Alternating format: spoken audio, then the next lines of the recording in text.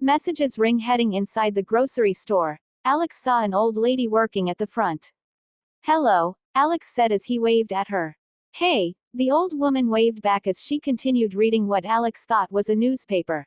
After going through the rows of food products, Alex went directly to the soda freezer and took out a Red Bull. Then he headed towards the chips section and grabbed some salted Lay's. With those in tow, Alex approached the old woman and put them on her desk. It'll be $5, the old woman said as she put the Red Bull and chips in a plastic bag. Taking out his wallet, Alex gave her the $5 bill and nodded. Thanks. Have a nice day, Alex said as he headed to the exit. You too, the old woman said as she got back into reading her newspaper. Ring once outside, Alex first headed towards the truck, where he put the chips in, then closed the door and locked the truck once more. Heading towards the park, Alex looked around, trying to see if anyone was around. Is this some kind of ghost town or something? Alex thought as he found no one in the park or even on the sidewalks outside. Am I truly cursed to be alone forever? Alex jokingly thought. Peased opening the can of Red Bull, Alex took a sip and opened his phone once more. Tringagod, please let there be a setting where I can turn that sound off, Alex thought and immediately started looking through the settings but found no option to turn it off. This is bullshit, Alex thought to himself and opened the messenger again to see if anyone had replied, only to find himself deserted by all his friends. Well, Mike and Eric. Disappointed, Alex continued to sip his drink when something came to mind. Right, let's just message Alice, Alex thought, quickly opening his phone again. Tringa, this bastard, Alex thought as he almost crushed the phone in his hand. Opening his messenger app once again for what felt like the 100th time to Alex, he scrolled until he found Alice's name and clicked on it. What do I say? Alex thought, and then he just shook his head and messaged her. Hey, what's up? 1812. All right, now let's just hope that she replies. Unlike those two bastards, Alex thought as he took another sip of his drink. Finding out that it was the last sip, Alex crushed the can and threw it towards a garbage bin in the distance. Trish, the crushed can found its destination and fell right into the garbage bin. Dingzoo, Alex thought, startled as he looked at his phone, which had vibrated. Hey Alex, I'm not really doing anything right now. I'm just watching some TV. What about you? 1813, there, that's a good friend, Alex jokingly thought to himself as a grin overtook his face.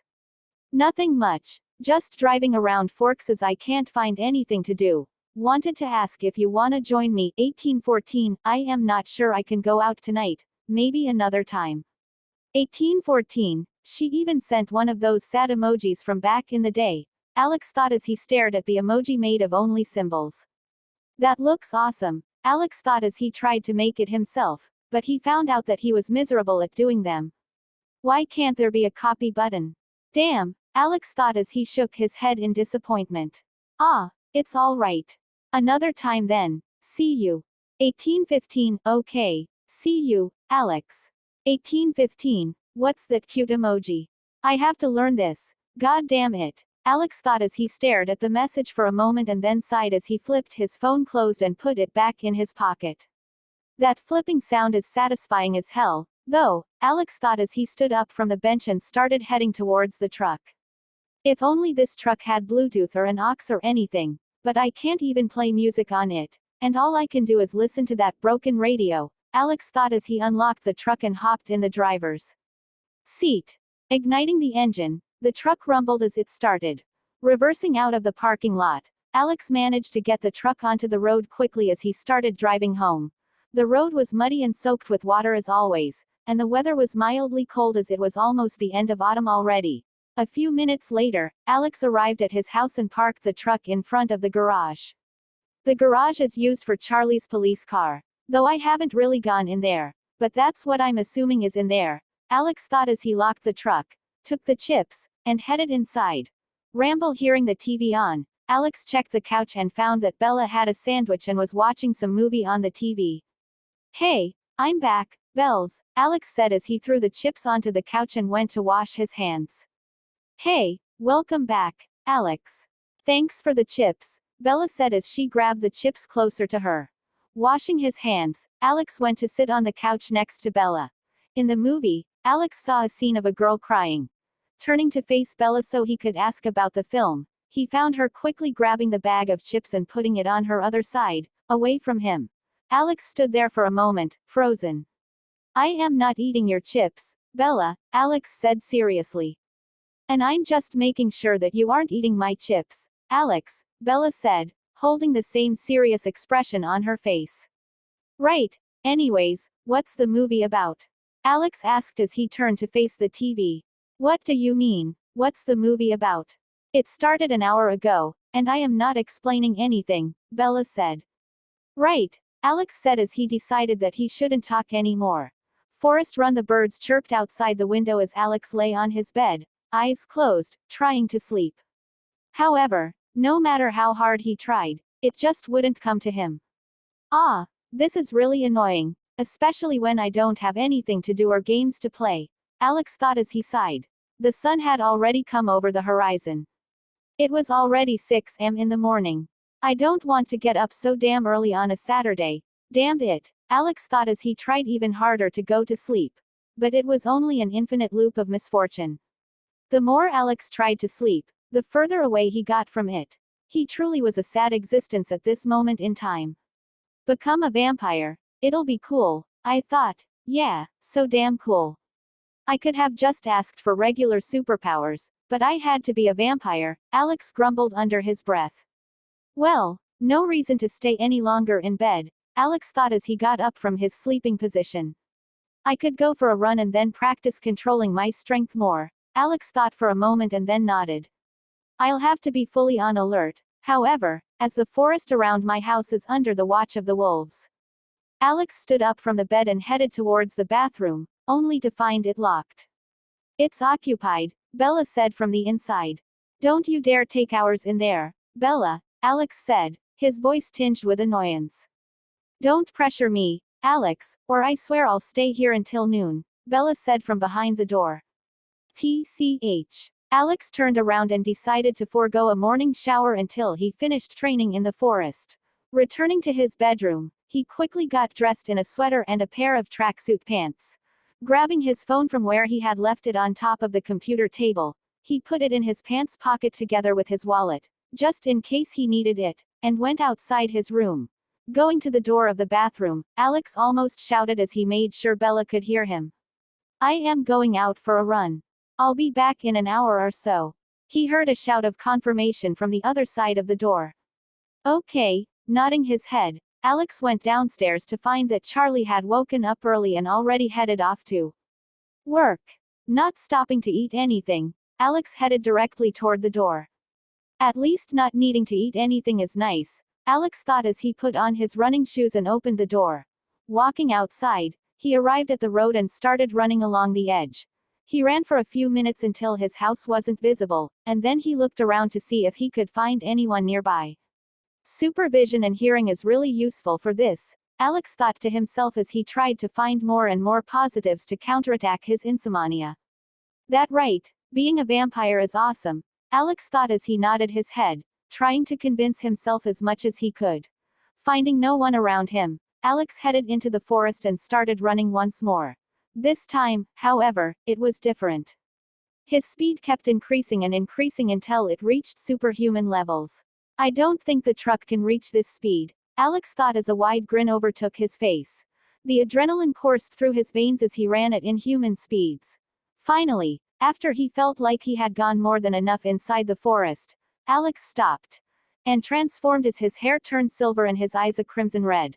For the next hour, he repeated what he had done almost a week earlier, but this time, it was much more intensive.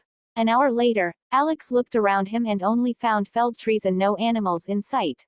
There were no alive animals, that is, as he had practiced combining his speed and strength to do some more complicated movements. One of those practices was catching a squirrel. 16 of them had simply exploded into blood, 4 of them had only their organs left and only one still had its head intact. I still have a long way to go, Alex thought as he stared at the rampage around him. It truly does look as if some monster appeared here and started massacring everything that was around him.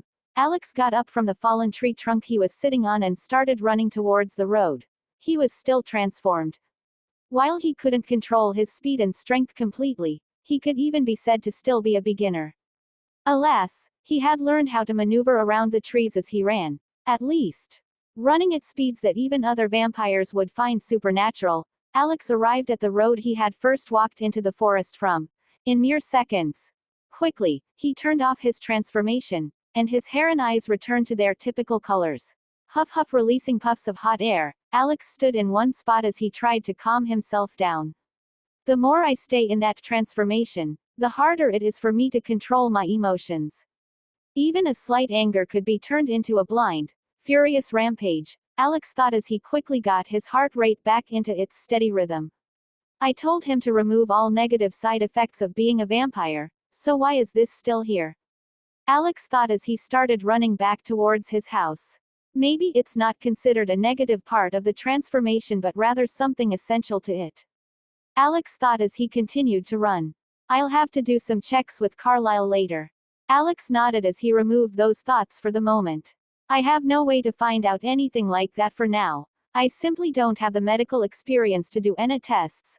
Alex thought as he could finally see the outline of his house in the distance. Web searching. Arriving at the house, Alex entered and put his shoes in the drawer next to the door. I am back, Alex yelled as he came inside, hearing ruffling from the dining table. Turning to the sound, he found Bella's mouth coated with what looked like strawberry jam as she ate a sandwich. Alex stood there for a moment as a sweat drop rolled down his temple. That looks horrifying. Clean your mouth, will you? Alex said as he went to the kitchen and threw Bella a towel. MMMHMMMHMM, Bella said as she shook her head. Alex just looked at her momentarily and shook his head in disappointment. Is my sister a barbarian? Alex mumbled to himself, though he was just loud enough that Bella could hear him. He had practiced just the right volume to make it seem as if he had let her hear him on accident. From what Alice said, though, I need to practice even more. Maybe she can teach me the ways, Alex thought to himself as he remembered Alice's perfect fake expressions. Gulp, what do you mean by barbarian? If I am a barbarian, then what does that make you? My own brother, huh? Bella said as she yelled in Alex's face. Alex could only hold his hands up as he retreated backward, step by step. I am sorry, Alex said. His words didn't match the smile on his face, however. Turning around, Alex headed towards the stairs and then had a sudden thought. Bella's PC worked in the movies. Alex thought suddenly as he turned to face Bella. Hey, Bells, can I use the computer in your room? Mine doesn't work, Alex asked as he faced Bella. It took a few moments to get an answer, however, as Bella almost choked on her food and had to get up quickly to grab a glass of water. Are you all right? Do you need me to help? Alex said as he looked at his sister. Releasing a breath of air, Bella finally turned towards Alex and nodded. Yeah, you can use the computer. Don't play any games on it, though, as it's already barely working, Bella said as she sat back down at the dining table. Nodding his head, Alex turned around to head back upstairs. Thanks, Bells, Alex said as he almost ran upstairs. Let's go take a shower first, however, Alex thought as he headed into his room. He took off his clothes, only taking a towel that he wrapped around himself, and headed into the bathroom. What started as a quick shower idea turned into an hour-long hot shower. As soon as the bathroom door opened, white-hot steam started flowing out and engulfing the hallway. That was just what I was needing, Alex thought as he got out of the bathroom with the towel around him as makeshift shorts. Heading into his own room, Alex quickly changed into a comfortable pair of old pants and a hoodie and then headed outside his room, right toward Bella's computer. I can finally access the internet. I have no idea how I could survive this long without it. If I didn't have vampires and superpowers to mess with, then I would already be dead from boredom, Alex thought as he opened Bella's room door. Heading inside, he sat on the computer seat directly as he pressed the computer's power button. Whirring sounds started to be heard as the hard disk inside the computer started turning and making noise as it read the data that was inscribed on it. These old hard disks sure do bring back memories of my childhood, Alex thought as he smiled at the old computer. Now, don't you dare show me a blue screen, Alex thought as he furrowed his brows at the computer, his expression changing in a single second. The computer's screen lit up for a second, becoming bright gray and then black again. No, don't do this, come on. Alex thought, as if his encouraging thoughts would make the computer work faster. The screen finally changed color as it showed the Windows XP logging in screen. Hell yes, Alex thought, raising his fist in celebration. And then he stood there for another 5 minutes. Finally, the screen changed once more and showed the desktop. Finally, Alex thought as excitement bubbled through his body. First, let's check out the web and search for any mentions of vampires. I've searched about this countless times in the past in my old world, and I know what there is pretty much, so let's see if there are any differences, Alex thought as he opened Internet Explorer and searched for vampires. Let's go from the simple definition of the world to more selective knowledge that I know from the movies, Alex thought as he waited another minute for the search results to show up. It's not just the computer. Even the internet speed is horrendous, Alex thought as he shook his head sadly. Finally, the search was completed, and he was greeted with a bunch of websites. They were all the same as the ones he had seen in his own world. However, they were all called vampires, creatures of the night who were burned under the sun and were afraid of garlic. That's closer to what I would be if I had all the side effects rather than what the vampires of this world are, Alex thought to himself as he skimmed through the hordes of text on random websites he found. There's nothing that interesting on there when I search for vampires. How about I search for the cold ones, then? Alex thought as he typed the words into the search bar. A minute later, Alex stared, surprised at the single article on the search results. Myths of the Native American Tribes. Is this supposed to be the website Bella found? Alex thought as he stared at the link on his screen. Quileute Legends. Alex stood still for a moment and then clicked on the website link. The website opened a while later and showed what looked like a generic web page. It looked closer to a wiki than a forum. Scrolling through the page, Alex saw countless old legends. However, none of them mentioned anything about the cold ones or any supernatural creatures that seemed feasible to exist. There is a Wendigo legend here as well, and considering that the vampires exist, then I can't say that it's untrue. I'll just have to be careful and keep it in mind if something resembling Wendigo kills happens around town, Alex thought as he finally arrived at the part he was most interested in. The cold ones, Alex thought as he started reading the legend. Part of Quileute legend. The cold ones are reanimated corpses that rise from the grave at night to suck the blood of sleeping persons. They are described as having cold, inhumanly pale skin and are said to only be repelled by the sharp teeth and claws of the wolves. Alex read as he got more and more immersed in the Wikipedia-like page. Only repelled by the claws and teeth of the wolves, huh? Alex thought as a slight grin started showing on his face. They have probably only met wanderers, people who their covens had abandoned. If the Volturi attacked the Quileute tribe, then they would have already been wiped off the face of the earth, Alex thought as he continued reading. In the Quileute legend, the Cold Ones were a threat to the tribe, and to counterattack this extinction-level threat, the tribesmen led by Taha Aki transformed into large wolves and protected the tribe from the bloodsuckers. A notable part of the legend is that to win the life and death battle, the leader's wife had to sacrifice her life so Taha Aki could land the finishing blow. This was the entire part about the vampires, or the so-called Cold Ones, in the Quileute legend. That's all that they have. Maybe that's just the amount of information they decided to share with the world. Though I doubt anyone would even be able to find this website if they weren't a friend of a Quileute and were told about their legends, Alex thought as he sighed and closed the website. It's not a lot of information to go on, and with the amount of strength the Voltura vultures have, I'd rather not even look them up on the internet. My connection could get found, and then I could have my location tracked, and I don't want to deal with that at the moment. If ever, Alex thought as he went to the browser settings and cleared the history. I don't want Bella to find out that I had already looked at that website when she herself finds it, Alex thought and shut down the computer. Turning around to face the door, Alex thought deeply as he tried to plan his future actions.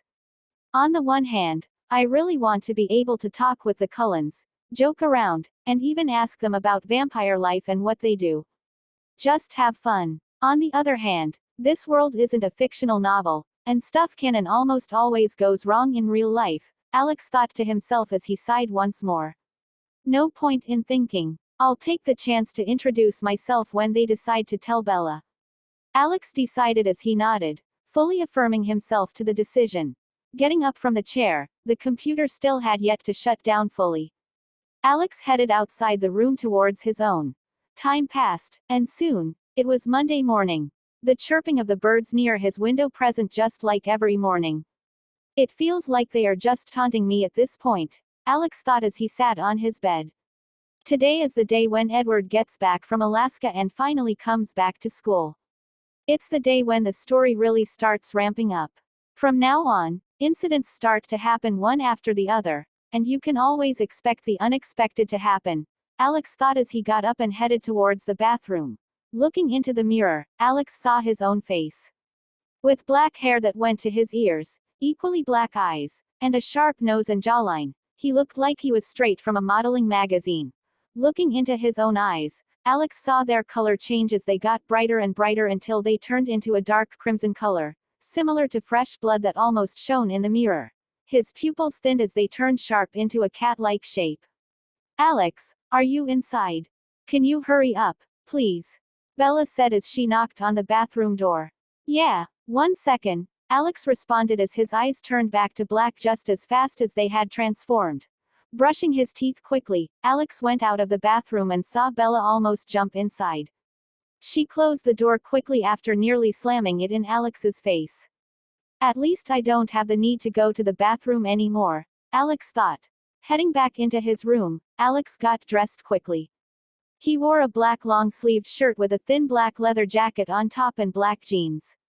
I do like how I look, but I still miss my old face sometimes, Alex thought as he headed downstairs. Arriving at the dining room, Alex took some bread and 2 sandwiches with jam and put them on the dining table. Sitting down, he waited for Bella to get dressed before taking his phone out and opening the Messenger app. He had created a group chat with Mike and Eric, and they had been texting all night for the past 2 days. They're good kids, Alex thought as if he was any better than them. Poor truck, it didn't take long before Bella came downstairs and sat down on the dining table. Looking at Alex, she asked, confused. Not eating breakfast? No, I am not really feeling it today.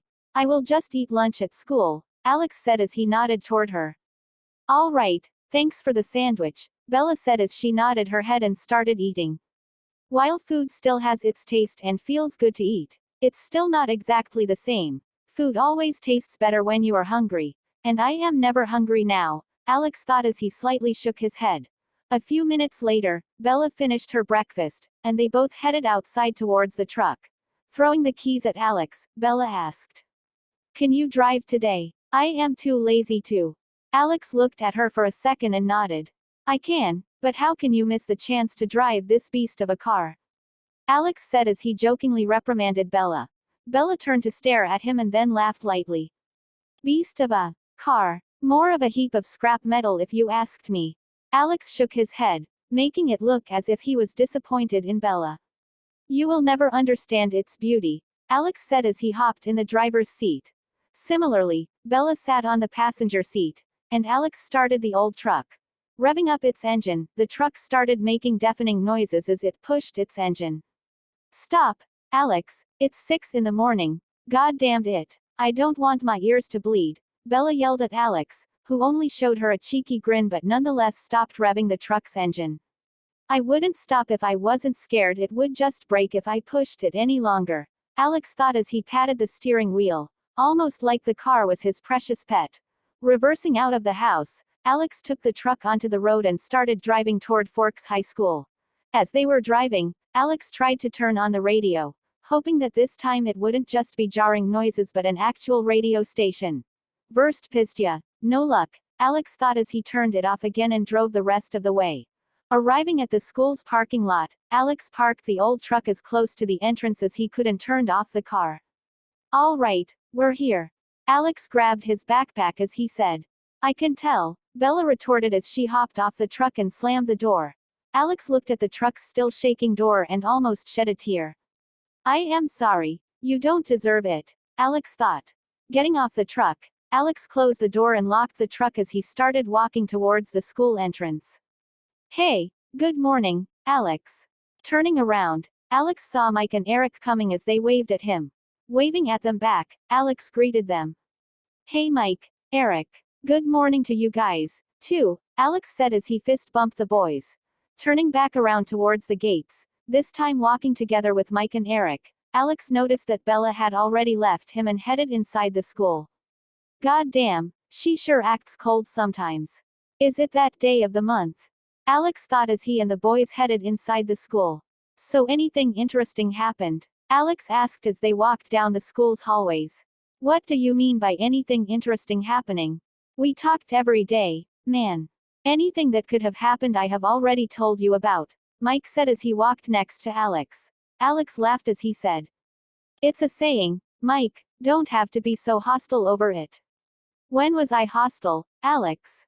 I think you are hearing things now. Have you been checked by the doctor yet? I am sure Dr. Cullen would love to check you for any disease, Mike said as he smugly looked at Alex. Alex froze for a moment and then continued walking as he mumbled. Low blow, man, low blow. What? Everyone in school is already talking about it. About you and Alice, that is. I am sure Dr. Cullen has already heard about it, Eric interjected from the side. Stop. Let's just not talk about it, okay? How am I even supposed to talk to Alice, my friend, when all these rumors are going around? If I talk to her, I feel like the rumors are going to say that I proposed or something, Alex said as they walked. Alex Swan proposes to Alice Cullen. That would be a good title for the school newspaper, Eric muttered absent-mindedly. Alex snapped his head to Eric as he said very slowly. If I see that happen, Eric, then I might just kill you. Alex's eye was twitching as he faced Eric, who cowered behind Mike. I am just joking, Alex. I would never do that to my friend, Eric said as his voice almost quivered. Alex nodded as he huffed out a breath, pleased with his intimidation tactics. Intimidation tactics? Eric would get scared by a random cat on the road. There's no need for tactics here, Alex thought as he remembered how Eric had done just that last Wednesday. Finally, Alex arrived at his English classroom. This is my stop, guys. See you later, Alex said as he waved at Mike and Eric, who waved back and headed down the hall. Opening the classroom door, Alex headed inside. The teacher had yet to arrive, but it seemed like he was the last student to come inside once more. Heading towards his seat, Alex saw Edith, who was already seated and reading through the English class book. Hey, Edith, Alex said as he sat down on his chair. Hey Alex, good morning, Edith said, lifting her head from the book and smiling at Alex. Good morning to you, too, Alex replied as he lay his head on the table and waited for the professor to arrive. Weird duo. The hour went by without much talk between Alex and Edith. Mostly, Alex asked Edith about a question he didn't understand even though he had memorized the books. Memorization can only get you so far, huh? Alex thought to himself in those cases as he asked the literal encyclopedia seated right next to him. Looking at Edith with the corner of his eyes, Alex thought. I know that they have passed high school tens of times and even finished college, but damn, does she literally know everything? Shouldn't she be the one teaching the professor in this case? Alex thought. The hour passed quickly as the bell signaling its end rang its tune. Standing up from the chair, Edith started to pack her stuff inside her backpack. Turning to face her, Alex thought momentarily and then opened his mouth as he said. Hey, can you tell Alice that I'm sorry about the rumors going around? I didn't start them or even talk with anyone, but they just began on their own, Alex said as he scratched his cheek. Edith turned towards him and then nodded. I'll tell her, but she already knows it's not your doing, Alex, so you do not have to worry about it. And she's your friend, at the end of the day, and you could just tell her your unneeded apology yourself, couldn't you? Edith said, ending her rant with a question directed at Alex. Right, just didn't want to be weird about it, is all, Alex said as he similarly started packing his book and notebooks into his backpack. It's all right. I don't think there's anyone in this world who can beat Alice in weirdness, though you do come close. Maybe that's why you became friends quickly, Edith said as she smiled at Alex. Maybe, Alex replied. Well, I'll be going now, Alex. See you later, and don't forget your promise to eat with us this week. Alice will tear off my eardrums about it if you forget, Edith said as she waved at Alex and started heading off. Right, I won't forget. See you later, Alex said as he waved back, thoughts continuing to run through his mind. How could I forget about that promise when I have been thinking all weekend what I am going to do in the future? Alex thought as he shook his head lightly. Slinging his backpack over his right shoulder, Alex headed outside the classroom, heading towards his next class. Bella meets Edward at the beginning of the day. If I remember correctly, though I could be wrong, Alex thought as he tried hard to remember how the day went in the original books. It's useless. I have read too much fan fiction, and now it's all jumbled up into one massive mess. Even then, there could be a butterfly effect taking place, and the time they talk could have changed drastically, Alex thought as he walked down the hall. I do remember that Edward apologized and asked Bella about her past and the reason she came to Forks from Phoenix and how it wasn't fair to her if she had to leave Phoenix just so her mother could be happy, Alex thought as he finally arrived at his next class. Spanish, huh? Alex thought as he headed inside. It's much easier to learn a new language when you can memorize the whole dictionary, though the pronunciation and the way to combine the words are still something I would have to practice, Alex thought as he found his usual seat next to the window and sat down. Looking around, he found no one that he knew in the class, so he decided to do what he always did in these situations. Do the thinking pose while he closed his eyes and waited for the hour to go by, even though the seconds felt like minutes and the hours felt like days. I swear, sometimes I think I have some hyperactivity disorder and can't even concentrate, but then I play games, and I can concentrate for hours on end. So it might just be that I'm allergic to boring stuff, Alex jokingly thought to himself as he waited. And waited. Ring finally, I was about to die in there. All he does is tell the students to start reading page 58 and then start dozing off. If he accidentally hears someone make any noise, then that's detention immediately. That's one hell of a shitty professor if I have ever seen one, Alex thought as frustration bubbled its ugly head. TCH. Pieces of shit like that shouldn't be allowed to teach at all. It's a waste to even give them a single cent, Alex thought as he walked towards his next class. The next class passed similarly to the second, though the middle-aged woman professor was about 100 times better than the Spanish professor, in Alex's honest opinion. Ring finally, it's lunch break, Alex thought, releasing a sigh and standing up as he started heading toward the cafeteria.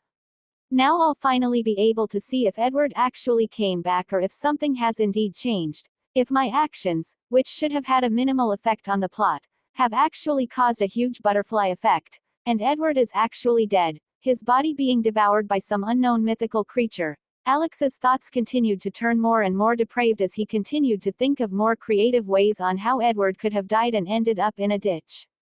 While I am really not a fan of Edward, I still need to become an uncle so I won't kick his ass.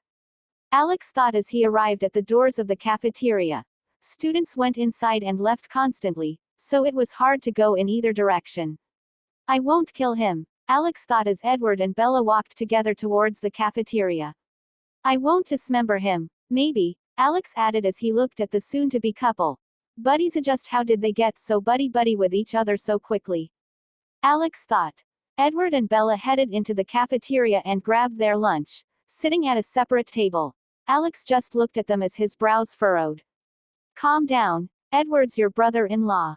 He's in all senses but in blood, your own brother too. Alex thought and then froze. That sounded weird. Either way, I can't kill Edward. I cannot under any circumstance kill Edward Cullen, Alex thought as he went to grab his own food tray. His eyes were still trained on Bella and Edward, however. With his enhanced hearing, he could also hear their conversation perfectly well. They appeared to be talking about how Bella was fitting in and whether she had experienced any problems. Alex noticed how they started to stand closer and closer together. Soon after, a can of soda that he held in his hands started getting crushed as the pressure and strength in Alex's hands started increasing beyond humane levels. Let's just stop and act like a normal human for a second. Bella is a grown woman who can handle herself, and it is not my position to meddle in her love life or her choices in life partners, Alex thought to himself as he muttered the same words like a mantra in his head. Finally, after getting his food tray full, Alex started heading towards Mike and Eric's table when he noticed Edith looking at him from the Cullen table. She looked at him straight in the eyes, leaving him no choice but to head towards her. I guess I'm having lunch with the Cullens today, Alex thought, though he wasn't particularly fond of the idea. I can barely control my emotions when I see that Edward bastard sitting so close to my sister, Alex thought as he first approached Mike and Eric and said to them, "Hey guys, I'm going to eat with the Cullens today, as I promised them." "Sorry for leaving you guys so abruptly," Alex said. However, he only got a pat on his back and encouraging looks from Mike and Eric. Those guys didn't say anything even though I left them alone. They truly are great friends, Alex thought, not understanding the hidden meaning that had shown in the two boys' eyes as they had faced Alex. Turning around, Alex left the boys alone and headed towards the Cullen table with his food tray. "Hey guys, would you mind if I sat with you for lunch today? Considering your brother stole my sister, I feel like it's a fair trade," Alex asked jokingly as he stared at the cold ones. Without even looking at the others, Alice nodded her head quickly as she replied, "Of course, you can join us, Alex. We'd be more than happy to have your company," Alice said, displaying a graceful smile on her lips. Alex nodded as he took a seat in the only chair still available, which was right next to Alice. This is probably Edward's spot, Alex thought, and then immediately turned to look at how Bella and Edward were doing, only to find them laughing among themselves. Pat, feeling like a bear had slapped his back, Alex's body shook as he turned around to see who had hit him, only to find Emmett, who had somehow hit him when he had Alice between them. His arms must have ginormous reach. Beating him in a fight if we were to both use equal strength would be much harder, Alex thought immediately as his mind went on ways he could defend himself if anything were to happen. All I would need to do would be to catch him off guard, and if I used my full strength when transformed, then I should be able to rip his head off his body. All that would be left then would be to put him under fire to finish him off, Alex thought as he made a questioning look toward Emmett. "Don't worry about your sister. Edwards is a nice guy," Emmett said as he patted, no more like he slammed Alex's back once more. "Right, I already told you, Emmett, when we were doing gym class, but I don't really trust the words of his brother. Even if he was the greatest piece of garbage, he would be a star in your eyes. He's your brother, after all," Alex said as he shook his head at Emmett. "So, are you calling Edward a piece of garbage?" Alice interjected suddenly into the conversation. It was so sudden that Alex unknowingly uttered his thoughts out loud. "Yes, Edward is a piece of garbage that should be disposed of," Alex said, and then froze as he stopped moving and turned to face Emmett and Alice, who had wide grins on their faces. "Hey, I didn't say that out loud, did I?" Alex asked as he faced Emmett and Alice. Laughing out loud, Emmett could barely stop himself as he held his own stomach. "Ah, I just knew that you were going to be a breath of fresh air," Emmett said as he barely held himself back from laughing like a madman. On the other hand, Alice was almost jumping in place as she stared at Alex. "So my brother is a true garbage man, huh? I'm sure he will be super happy to know that the girl he likes has a brother who hates him," Alice said, displaying her trademark mischievous grin. "Leash, he likes Bella. He could barely stand being on the other side of a classroom last time they met," Alex said as he shook his head at Alice. "He had other problems that day. It wasn't Bella who he couldn't stand," Alice said as a mischievous grin took her face. "What are you saying, that he was disgusted with me?" Alex asked as he turned to face the short pixie. Alice just made a thinking pose and then said with a cheery tone as if she had found the answer. "Who knows? I can't read his mind, you know," Alice said, looking like she had found the correct answer, and nodded to herself. Alex looked at her for a moment as he thought in his head. "Well, you can't, but Edith and Edward can read minds," Alex thought until he had a sudden idea. "It's perfect, absolutely amazing," Alex thought as a slight grin took over his face. "Well, if you guys don't mind, then I'm going to be eating my food. I skipped breakfast, so I don't want to miss lunch as well," Alex said as he started eating, or at least forced himself to, as when he looked at the food, it looked more like a slimy monster rather than actual food. "Now, how do I make it so that I release my thoughts for Edward and Edith to be able to hear? I'll just think of releasing it for now and see if they react to it somehow," Alex thought as he got ready to start. Now, Alex thought as he pushed with his mind to break the seal surrounding it. Alex heard, or at least felt like he heard a lock open. And then Alex's plan started. As he ate, he thought of the most degenerate ways he could torture Edward, of the most horrifying torture methods known to mankind. From the corner of his eye, he saw both Edith and Edward freeze. Edward even stopped talking to Bella for a few seconds and then continued his conversation. Lock, Alex thought as he pushed his thoughts, trying to seal his mind again. Clank, an imaginary sound fell into Alex's eyes as he felt the seal close up on his mind once more. When he saw Edward and Edith freeze for the second time, Edith turned to look at him, her expression much more serious than before. She didn't say any words, however, and turned back to her normal self soon after as she played with her food and joked with Emmett. How can you even eat that? Isn't it disgusting? Jasper said as he looked at Alex, who was currently about to plunge another spoonful of the monstrous slime into his mouth. Stopping right before the monster could enter his mouth, Alex brought the spoon back down and nodded at Jasper. Yeah, I really should just wait until I get back home to eat something else. This stuff tastes so bad that I might actually get sick from eating it, Alex said as he pushed his food tray a bit further away from him. So what do you guys do in your free time? I know Emmett plays video games, but he said that you guys don't really entertain him in playing those. Alex said as he turned to look at them. Cold as ever, Rosalie still didn't even sign him with her gaze, not to mention answering his question. Jasper opened his mouth first as he replied. Well, I'm into old literature, and I like to read to pass the time. I do go to the cinema to watch a movie once in a while, though, Jasper said as he spun a small fork in his hand. Old literature. My sister likes reading old books as well, and she also listens to old classical music, though I don't really know what books she reads or who she listens to as I don't really like classical stuff much, Alex said as he nodded towards Jasper. And then he heard a loud voice next to him. You already know I like video games. Besides that, I spend most of my time in the gym, and I have to maintain these muscles somehow, you know. Emmett said, his voice loud as ever. Can you not to shout into our ears constantly, Emmett? We can hear you all, right? Alex said as he held his ear. It almost felt like his eardrum had exploded. I already have increased hearing. I don't need you to scream into my ear, god damn it.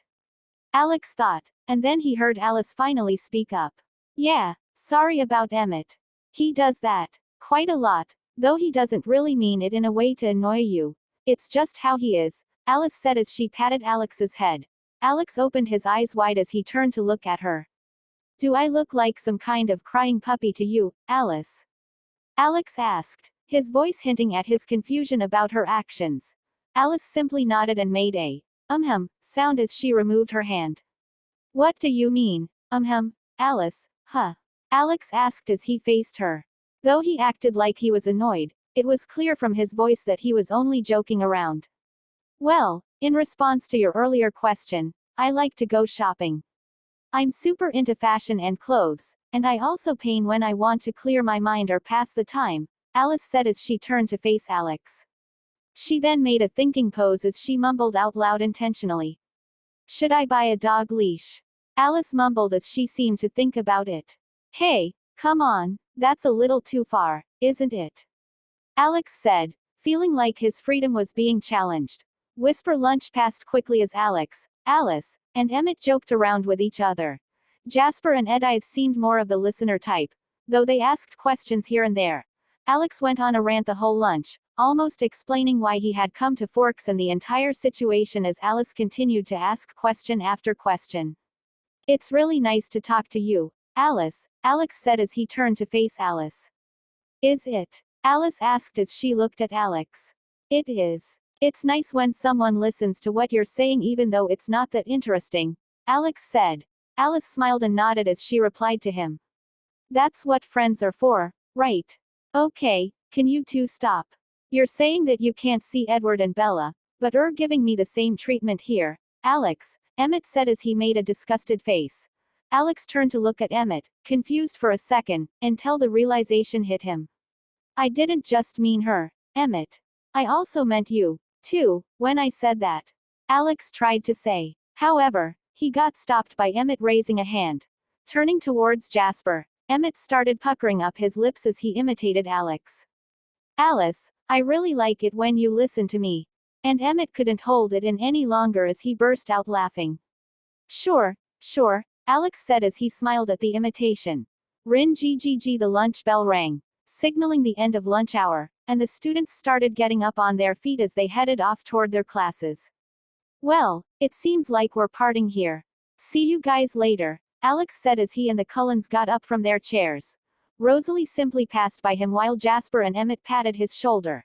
Alice stopped for a second and then whispered to him. You don't have to be embarrassed about what Emmett said. Her face showed a small smile as she turned around and hopped off, joining the others. Edith, however, stood back as she looked at Alex for a moment. Edith walked close to Alex, practically hugging him as she neared his ear. What's she doing? Alex thought, confused, as he stared at Edith. Edith then whispered into Alex's ear. Locke, huh, do you think we wouldn't notice? Since when did you know that we could read minds, Alex? Edith whispered as she put her arm around Alex's neck. What do you? Alex started to say but was interrupted when Edith made a shushing noise. Meet me in the forest behind the school tomorrow morning. You wouldn't want to know what would happen if you didn't appear, Edith said as she stroked Alex's neck and then parted from him.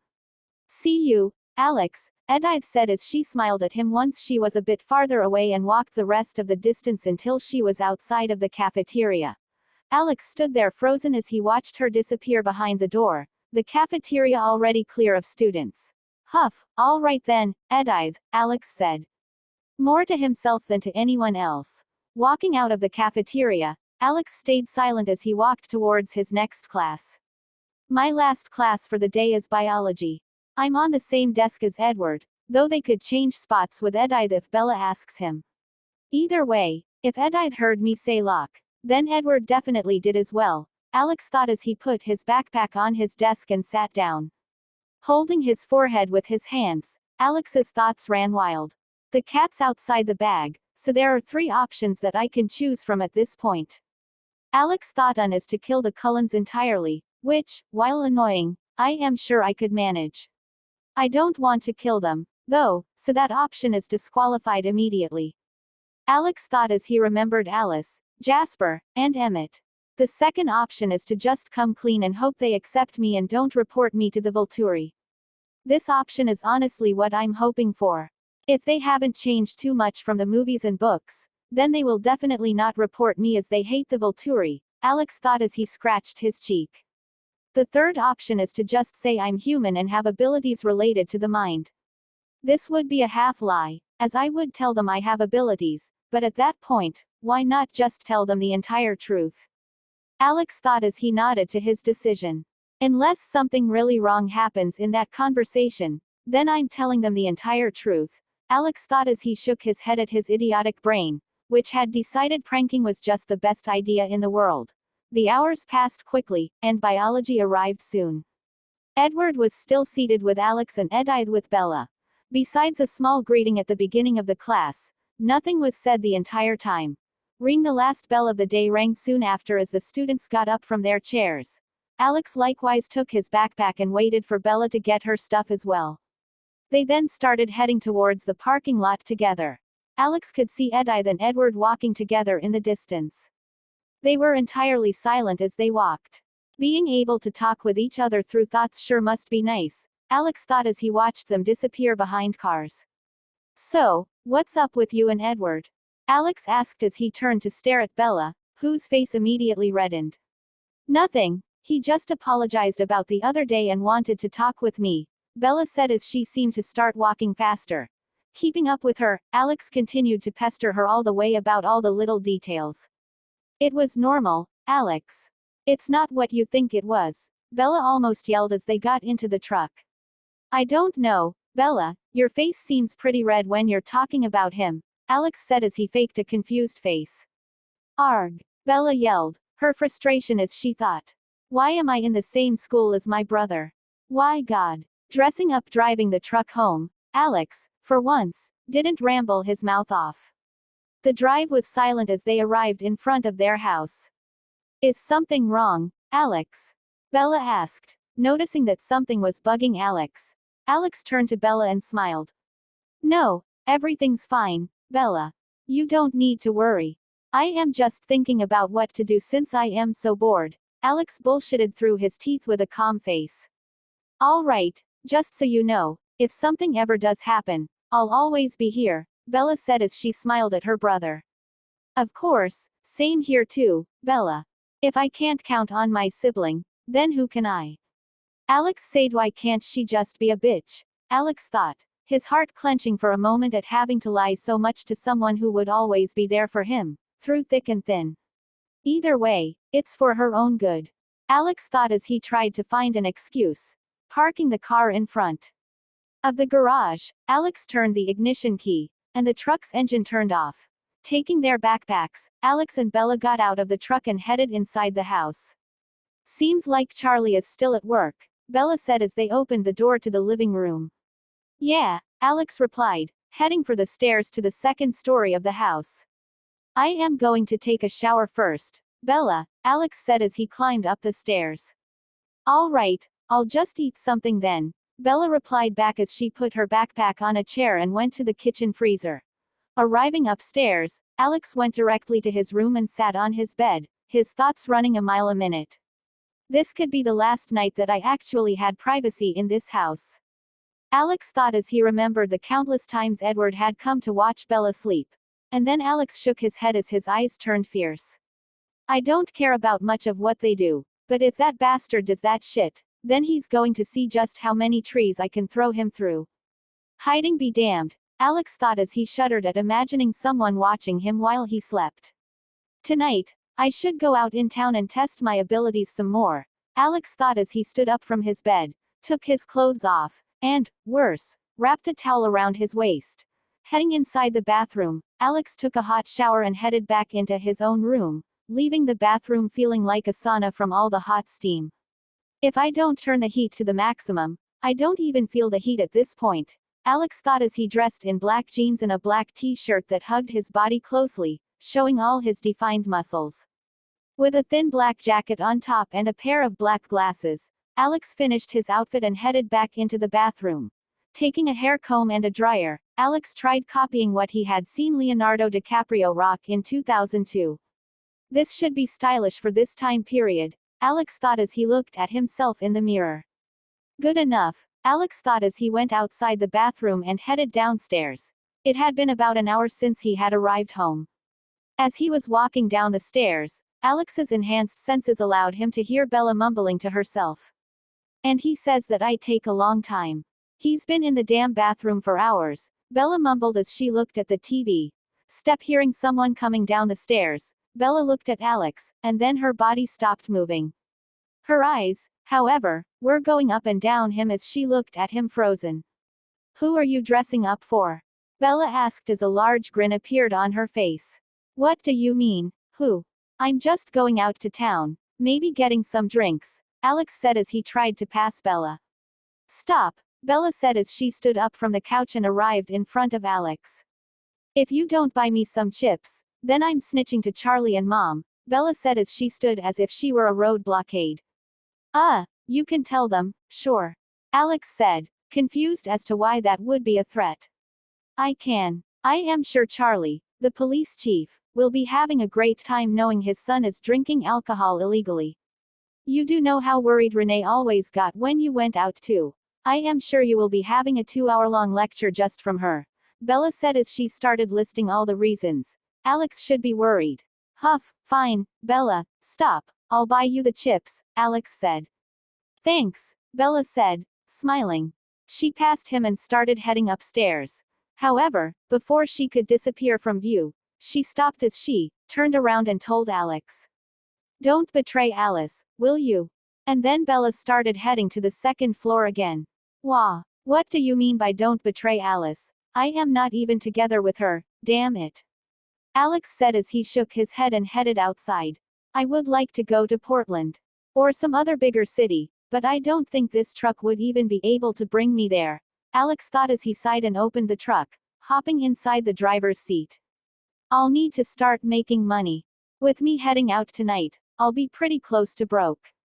I could steal from people with days for some short-term money, but that's not a long-term plan, Alex thought as he started the truck up and reversed out of the garage. A few seconds later, Alex was on the road as he drove forward towards Forks downtown. There has to be at least one nightclub, right? Alex thought to himself as he drove. Sit down driving down the road in the old truck, Alex thought. I have trained and at least have the basics down for my physical abilities. It's time I give my other abilities some training as well, Alex thought as he turned around a corner.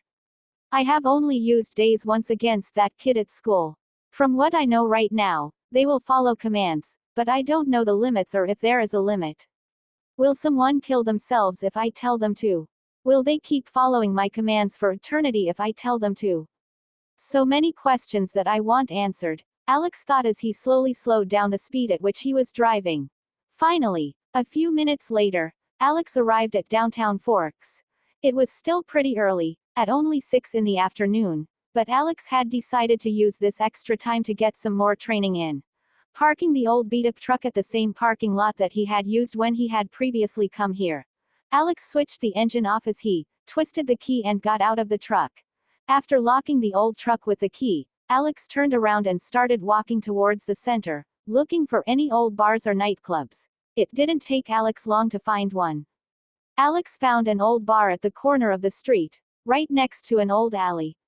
Using his enhanced senses, he could hear the people inside the bar laughing and slamming their drinks on the tables. It's only 6 p.m., and these guys are already that drunk, Alex thought as he furrowed his brows in disgust.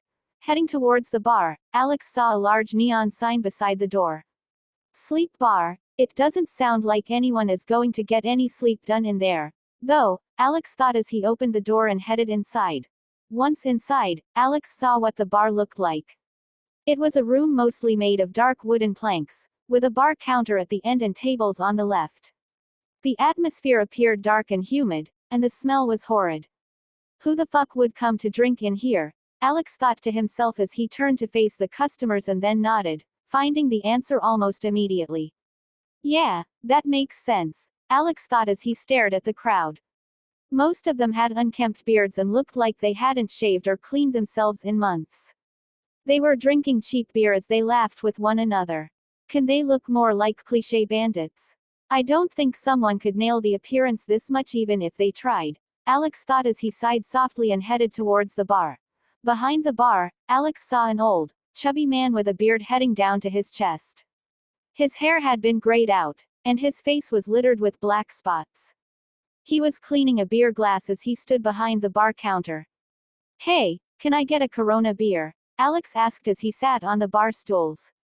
We don't have Corona. If you want a Bud Light, that's all that we have in the fridge, the man said as he turned to face Alex.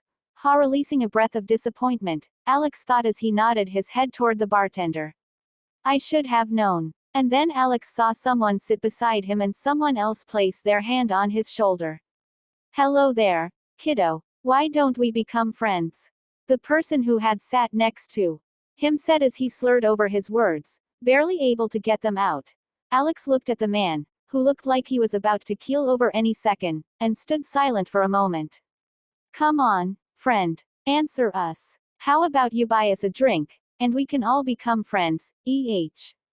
The one who had patted his shoulder said as he moved his head closer to Alex. His breath stank as he breathed in Alex's face. A vein popped into Alex's forehead as he sniffed the air. I was going to warn you, but I can't even breathe in if you're that close, you piece of cow shit, Alex thought as he turned towards the man and looked him in the eyes. Time to see if I need to give the commands out loud or just think of them, Alex thought as his eyes started changing color. The black turned dark crimson in a split second. The man's expression turned into one of shock before it quickly turned into an emotionless one. The man quickly took a few steps back and sat down on the ground. Hey, Jack, what are you doing? Get up, man. The man who had sat next to Alex slurred as he turned to face his buddy. Where do you think you're going? Alex said as he turned to face the man. Huh, the old drunk said out loud as he turned to face Alex.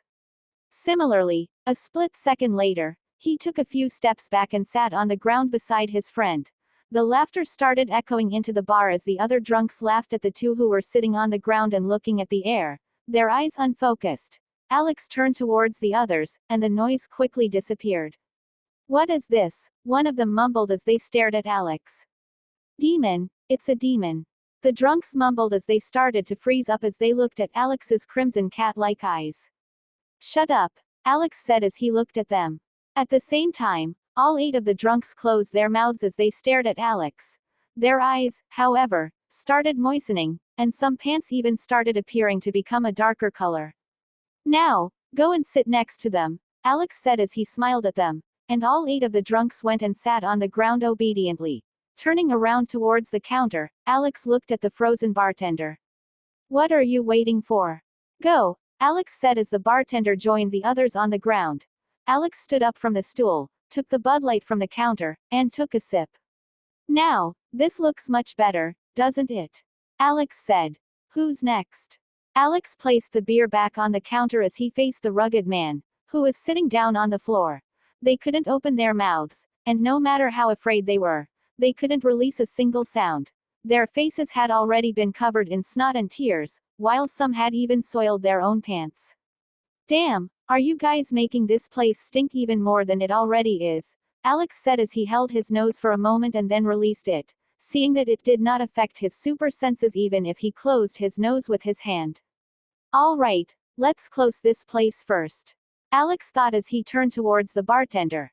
Alex's crimson eyes shone as he looked at the man. Get up and close this place down. Make sure that no one comes or is able to see what's happening inside, Alex said as he pointed towards the entrance. The bartender's eyes started releasing even more tears, and his already dark pants became darker as he walked towards the entrance, locked it, and released the black curtains around the bar. Good. Now return here and sit down again, Alex said as he took the stool from the bar counter and sat down himself. Now then, how about we see just how far this ability of mine goes? Alex mumbled to himself as he looked at the men. Anyone who has raped or killed someone else, raise their hands, Alex said out loud. Forearms were raised. Alex froze for a split second, and then his expression turned extremely ugly. Rage bubbled up in his gut, an almost unstoppable fury brewing inside of him. 4 out of the 11 of these fuckers was either a rapist or a murderer. Huh, Alex thought as he grit his teeth. Stopping momentarily, Alex took a deep breath and released it slowly. Huff, 4 people should be enough then, Alex said as he issued his next orders. Everyone besides these 4 and the bartender, get up and go home. You will forget what happened here today for the rest of your lives and will instead turn a new leaf and start becoming better men, Alex ordered. The 4 men who had been divided got up and sat on the floor closer to Alex while the others looked blank. After unlocking the door, they got up and headed outside the bar. Looking at the backs of the men who were heading outside, Alex thought. All right, let's see just how long the commands last. Did they have a time limiter, or will they continue forward as I ordered them? I'll have to monitor them for the next few months. I'll just do a checkup every week, Alex thought as he turned his head towards the 4 men. Bartender, you will lose consciousness from now on and forget all that has happened here, Alex said as he stared into the man's eyes. Bang! The man fell on the floor unconscious, his body even rolling for a moment before it stopped. Standing up from the stool, Alex went near the 4 men on the ground, sniffling to themselves as they felt true terror while being unable even to say a word or release a sound. All right, let's see what we can do with this power of mine, shall we? Alex said as he smiled at the men. His beautiful face, which looked like it came from a fairy tale, didn't look so great to the man right now. It looked like a demon sent from hell to torture and eat them alive. And here I was wondering where I was going to find blood. They are just the perfect target, Alex thought and then issued another order. You, the large chubby one, get up, Alex said as he pointed at the man. The man stood up on his 2 feet, his legs shaking as if they were leaves under the wind. Alex smiled as he tilted his head. Only when I ask you a question and only tell the truth in short answers, Alex said. What did you do? Rape or murder? Alex asked as he narrowed his crimson eyes at the man. Rape, the man said, his voice shaking, the words barely being carried out. Alex nodded and then told the man, his smile still on his face, though it didn't reach his cold, hard eyes. Kill yourself with that knife behind the counter, Alex said as they pointed behind the counter. The man's body started moving on its own. His face had turned gruesome as tears didn't stop streaming down his face, and his eyes had turned red as the man presumably tried his hardest to stop his body. However, it didn't listen to his mind. Taking the knife in his hand, the man with shaking arms brought it up to his throat and stabbed. Clench thump, his body fell down a second later as he lay down on the wooden floor of the bar, his blood gushing out of his neck as the light disappeared from his eyes. Alex walked towards the man while he maintained a smile. His skin had gotten paler, and his finger was faintly shaking as he neared the body of the soon-to-be dead man. Crouching down, Alex looked the man in the eyes as he breathed his last. I killed him. I killed another human, Alex thought, his mind in shock at what he had done. However, contrary to what he thought he would feel, he didn't feel disgust when looking at the dead man. He didn't feel like he had killed a human. I feel like I simply killed a cow, a sheep, Alex thought to himself as his face turned into a grimace for a short moment before losing all expression. I guess I shouldn't have expected anything to change when I became a vampire, Alex thought as he walked back to the other men. Turning to face them, Alex forced a large smile on his face. You pieces of shit deserve it either way, Alex thought as he opened his mouth and asked the men. So, who wants next? Carnage. Alex stood before the three men, a dead body behind the counter and the bartender unconscious on the floor. Crouching next to the man closest to him, Alex looked him in the eyes and asked. Murder or rape? Both, the man said with a trembling voice, tears streaming down his face. Alex nodded and then asked the man with a smile. Do you want mercy? The man's eyes widened as he quickly opened his mouth. Yes, the man looked like he wanted to beg some more. However, Alex's earlier command didn't allow him to. Alex smiled and nodded, then told the man. All right, get up on your feet. The man got up, his legs shaking as he stood before Alex. Alex then neared his ear as he whispered. I hope God has mercy on you because I won't, you stinking bag of shit. Alex opened his mouth wide, his canine teeth enlarging to resemble snake teeth as he bit down on the man's neck. The man couldn't do anything. Tears streamed down his face, snot covering his chin. His eyes were shaking. However, he couldn't release a single sound or move a single inch as he felt his blood leaving his body at a tremendous speed. His face quickly became pale, his eyes became increasingly hollow, and his skin started stretching. The whole process only took a few seconds, and the man fell to the ground as Alex removed his fangs from his neck. Through spitting out, Alex thought to himself. Disgusting piece of shit, even his blood tasted like shit. Looking at the body on the floor, it didn't look like it had just lost its blood alone. It had transformed and now looked like a skin bag with no muscle or meat on it, merely the skin and the bones. So when I bite someone, I take more than their blood. It's almost like I take anything that has vitality in it. He does look like a 100-year-old corpse, Alex thought as a certain character from Dragon Ball Z came to mind. It doesn't seem like I get an increase in strength. It's more like I'm rejuvenated, even though I shouldn't have the feeling since I should always be at my peak. I'll have to test this out more, though. I'll do it with other people. I still have other things I want to test, Alex thought as he turned to the last two men. Walking a few steps, Alex arrived at his next victim. This man was younger than the others, though he still looked to be 30 at least. What I asked in my wish was to be a traditional vampire. One of their abilities in some folklore is the ability to take over someone's skin and hide inside their bodies. Let's try that out, Alex thought as he crouched next to the man. What have you done? Alex asked. I mugged people on the streets. The man similarly stuttered just like the other ones had as he answered. How many? Alex asked as he thought that maybe he could spare him some of the pain. 6, the man said. Alex's smile widened as he nodded. I really shouldn't have any hope with these bastards. Where the hell even is the police? How are these guys still free and roaming around? Alex thought to himself as he gritted his teeth under his smile. Placing his head on the man's forehead, Alex ordered the man. Open your mouth. The man's mouth was forced open against his will. Now then, let's just try thinking about it, Alex thought as he closed his eyes and concentrated. Slowly Alex's hair turned silver as he assumed his complete vampire form. The man's eyes started shaking even more wildly as he saw the change. His thoughts had already become a wild mess, his mind barely intact from the terror. Alex's eyes snapped open as his body started turning into mist, his clothes falling to the ground. The black mist rushed into the man's open mouth and down his throat, causing the man to choke as he couldn't take in any more oxygen. The process was almost instant, and a moment later, the man's eyes closed as they lost their shine. The man placed his hand on the ground and held his body up. Interesting, so this is how it works. The man, no, Alex said with the man's body. This could definitely be useful if I wanted to infiltrate the Volturi, Alex thought, and then sat back down. Closing his eyes once more, the man's body became still. A few seconds later, a bloody hand came out of his mouth. It ripped the man's flesh apart as though it were fabric, blood spewing on the ground as Alex started coming out from inside the man. A few moments later, Alex managed to fully worm out of the man's body. It was unknown how he had even managed to fit inside.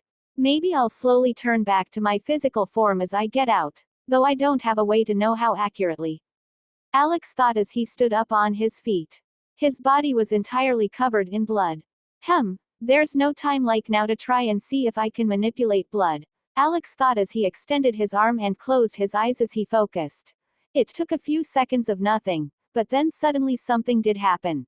The blood that had soaked Alex entirely froze and was slowly lifted into the air around him. Slowly, the blood gathered into a blood ball and headed directly into Alex's mouth as he gulped it down.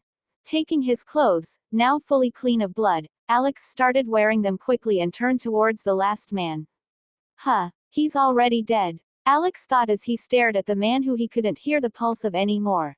Sigh, that's enough for now, Alex thought as he slowly untransformed, his hair turning back to its normal color.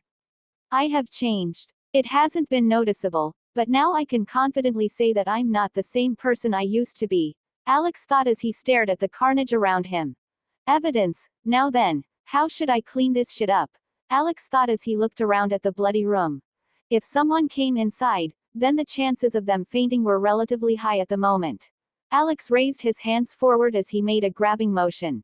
Shvili, the blood, all around the room, started gathering in front of Alex.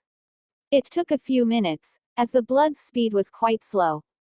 The more blood I am controlling at the same time, the harder it is to move and control, causing it to lose so much speed, Alex thought as he remembered how he had gathered all the blood on his body in seconds.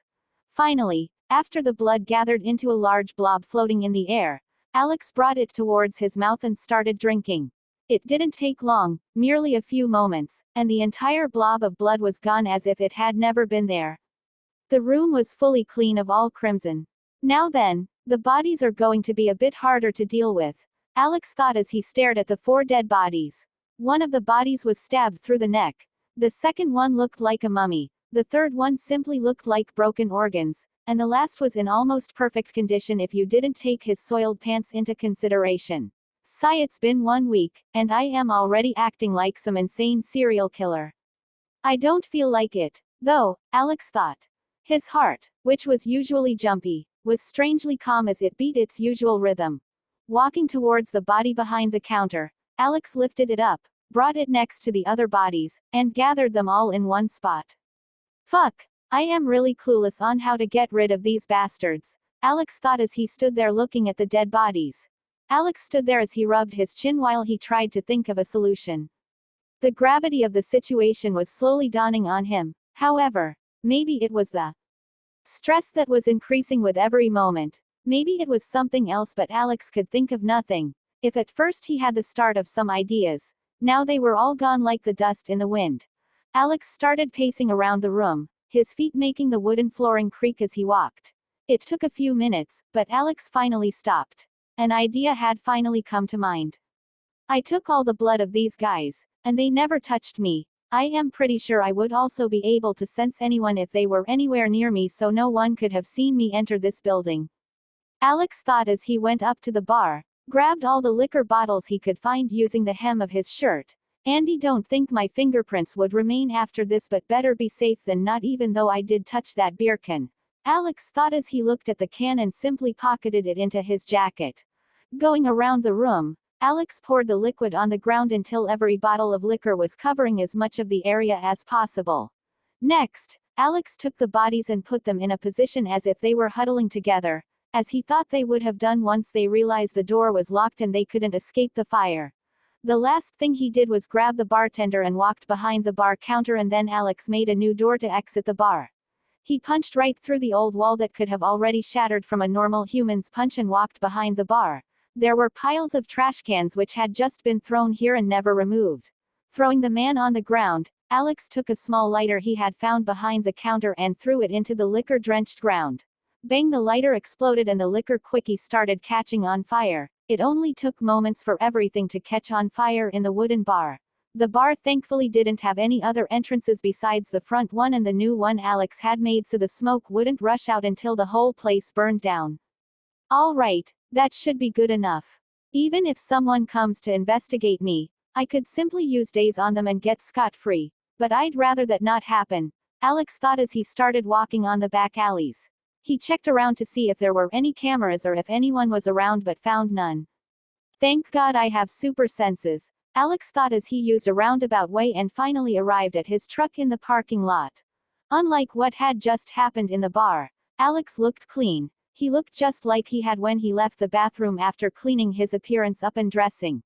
Tugging at his shirt, Alex loosened it a bit and opened the door of the truck, hopping into the driver's seat. Twisting the ignition key, the truck woke up with a rumble and quickly headed out of the parking lot. As Alex was leaving the downtown of Forks, a sudden thought emerged in his mind.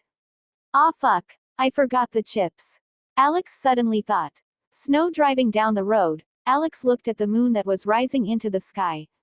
About an hour, maybe even less, Alex thought as he tried to remember just how much time he had spent inside the bar.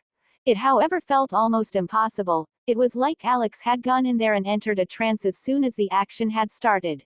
It took a few minutes, but Alex arrived at the Swan house. While parking the car in front of the closed garage, Alex turned it off and hopped out. Seems like Charlie's back, Alex thought as he started walking towards the steps up to the entrance. Bang! The door opened as Charlie came out in a hurry. His eyes were frantic. However, as soon as the man saw Alex, he seemed to calm down as he almost fell down the stairs. Alex quickly rushed up to catch the man as his legs seemed to give out.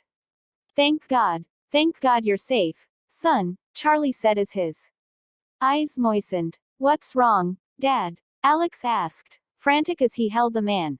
Huff huff huff. Charlie took deep breaths as Alex heard the man's heart calm down.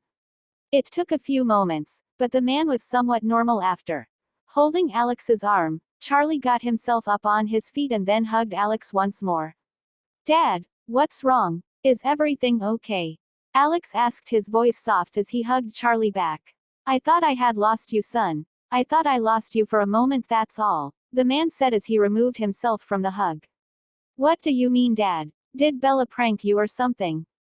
"That's not funny at all," Alex asked as he narrowed his eyes. "No, she didn't. She told me that you went out tonight and there's only one bar in Forks, and I just got a call that the building had caught on fire," Charlie explained, still exhausted for breath from what Alex thought was a panic attack. "So it got found out, huh? The time is about when I expected them to find it. It's in the middle of the city, so sooner or later, someone will find it, be it a new customer or someone else." "No, I was going to go there but then decided to just drive around. I wasn't really in the mood for drinks," Alex said. "I don't even care that you just admitted that you are drinking illegally," Charlie said as he laughed out loud. Alex smiled as he chuckled as well. "So, do you have to go to the station?" Alex asked. Charlie stood straight once more as he nodded.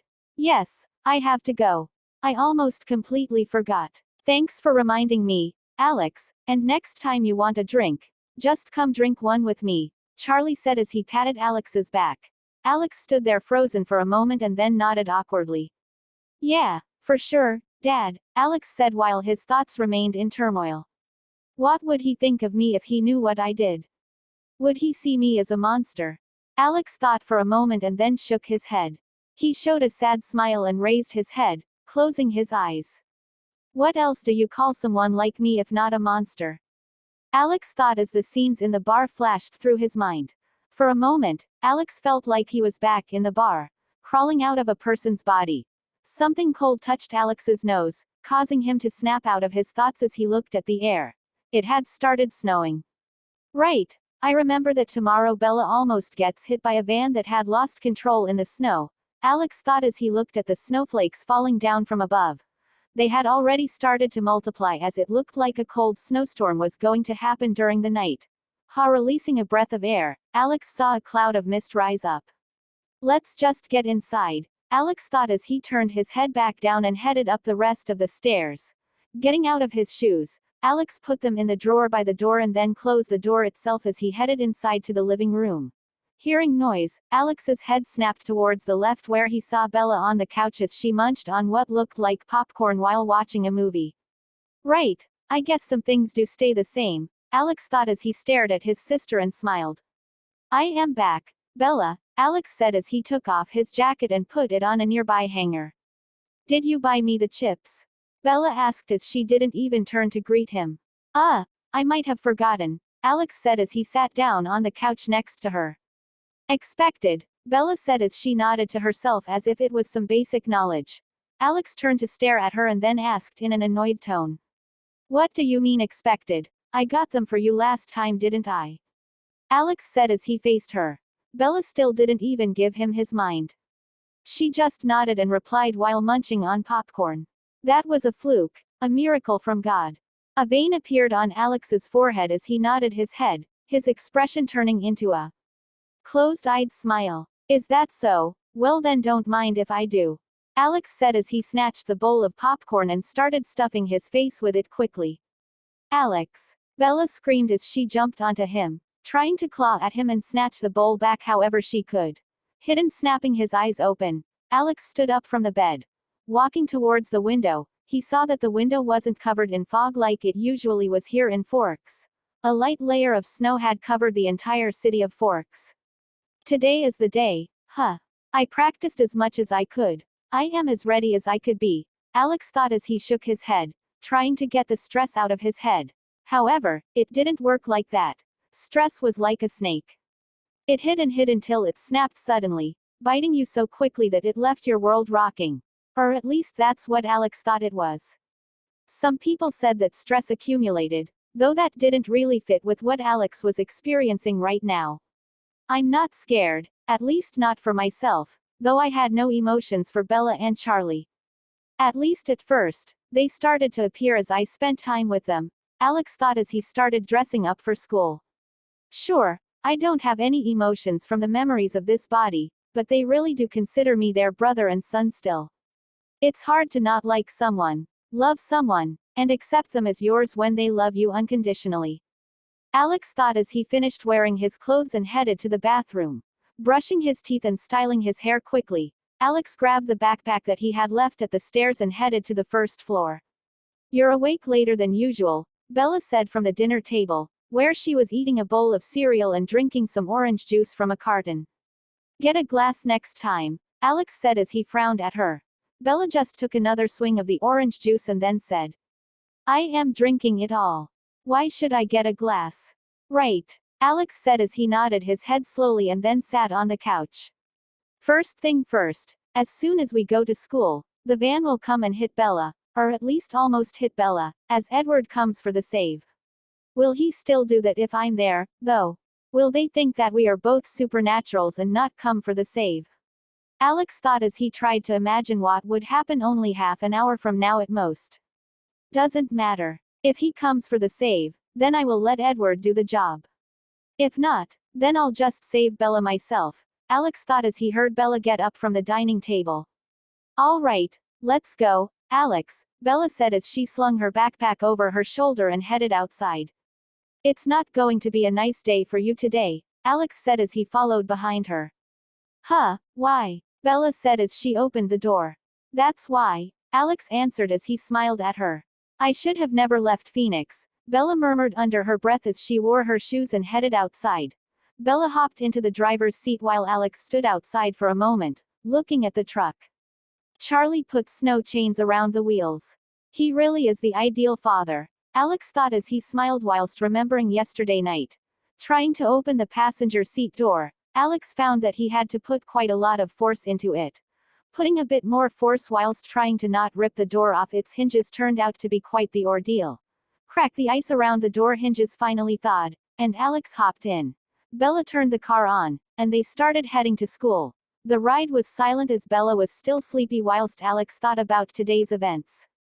Bella almost gets run over. Edward comes for the save. They get sent to the hospital and Bella meets Carlisle for the first time. Edward denies everything and then stops talking to Bella for a few more days. Alex summed up the plot of the book as he tried to think of all possible ways to counter any butterfly effect he could have caused. They arrived at the school sooner than he thought, or maybe Alex had just been too deep in his thoughts and hadn't noticed the passage of time. All right, we're here, Alex, Bella said as she parked the car on the side of the road. Huh, why did you park over here? Alex asked, confused at Bella. Look at the parking lot, Alex. It's filled with cars. Seems like even those who walk to school chose to drive today, Bella said as she pointed at the parking lot which had indeed been filled to the brim. Right, Alex answered as he nodded, and then they both got outside the car. Grabbing his backpack, Alex went outside the car and noticed Bella standing in front of the car as she looked ahead of her. She was looking directly at Edward Cullen. No, Alex, I am not love-struck, she said. Alex mimicked her as he came to stand next to her. Right, and the one telling me that is the guy who has rumors all around school saying he's in a relationship with Alice. Bella countered. Right, that's a low blow, Bella. I don't act as you do, Alex replied. Sure, Bella said absent-mindedly. Either way, let's go, Bella said. However, at that moment both she and Alex heard a sound. No, everyone in the parking lot heard the sound. It was the sound of skidding tires on the road and a large car horn going off. Turning to face the noise, Bella and Alex came face to face with a swerving white van coming directly towards them. Bella had frozen, all she could see was the van swerving towards them, spelling the end of their life. Alex, however, saw everything. He saw the event almost in slow motion, the surprised faces of the students, the look of horror on the driver's face, and two people rushing towards them. It finally starts. No more hiding, Alex thought. Hospital scared. It took almost no time for the van to appear right before Bella and Alex. Bang! Alex was thrown on the ground next to Bella, who had also fallen. Bella was still disoriented from the speed of everything. Alex, on the other hand, saw everything. So you still came, huh, Edward? I guess you aren't so bad after all, Alex thought as he stared at Edward, who had stopped the van with his bare hand. Turning his head to the one who was holding him, Alex thought as his eyes widened. What the hell are you doing though, Alice? Alex thought as he stared at the woman who was now holding him in her grasp. Alice was also looking at Alex. Her eyes didn't show anger or frustration or any other emotion besides one. It was a look of fear, a fear that Alex couldn't quite put his finger on. Why do you look so afraid, Alice? I am all right, aren't I? Alex thought as he stared into her eyes. Alex smiled as he mumbled a small word, though that seemed to mean so much more to Alice than he ever thought it would. Thanks, Alice. Alice's expression softened as she nodded, a small trembling smile on her face. And then chaos ensued. Every student in the parking lot rushed towards the car, some staying still as they screamed in horror at what they thought was a murder scene while others dialed emergency services. What happened? Bella said, her face filled with confusion. It looked like she was still in shock, though it was leaving her quickly as she looked around. How are you here, Edward? What happened? Bella asked, confused as she stared at the Edward's hand which seemed to fit the indent on the van perfectly. How did you get over here so fast? Bella asked, her voice showing her disbelief. I was already on my way, Bella. I think you hit your head. We need to get you to the hospital, Edward sighed as she looked at Bella. He then turned his head towards Alex, continuing his words. Both of you. Alice just looked at Edward. And nodded. Edward, we can't hide this, Alice thought as she tried to tell Edward through her thoughts. Edward only frowned at Alice and shook his head lightly. Fine, have it your way, but it's not going to work out, Alice said as she turned to look back at Alex. I think I should get up now, Alice, Alex said as he tried to use his hands to lift himself off the icy pavement. No, stay in one place and don't move. You could have been hurt somewhere and your injuries would just worsen, Alice said as she tried to hold Alex down. Sigh, Alice, I am. Never mind, I'll just listen for now. Alex tried to say he was a vampire but stopped in the middle as he thought otherwise. I should act as I am at least phased. I almost got hit by a damn van after all. Even if I am not planning to hide from these guys anymore, that doesn't mean I can just parade around yelling, I am not human. Alex thought as he closed his eyes and waited, his head on Alice's lap. It didn't take long, and the ambulance came and took both Alex and Bella on a stretcher, heading directly to the hospital. Are you hurt anywhere? Do you feel any nausea or pain? Is there anything feeling abnormal with your body? The medic asked as he performed some quick checkups on Alex. Alex shook his head as he replied to the medic's questions. No sir, everything feels fine. I just got a bit shocked by the event. I managed to get away safely. Alex said as he nodded at the medic. The guy, who looked to be about 40 years old, in an emergency medic outfit, nodded and wrote something down in his notebook. He then turned to Alex once more.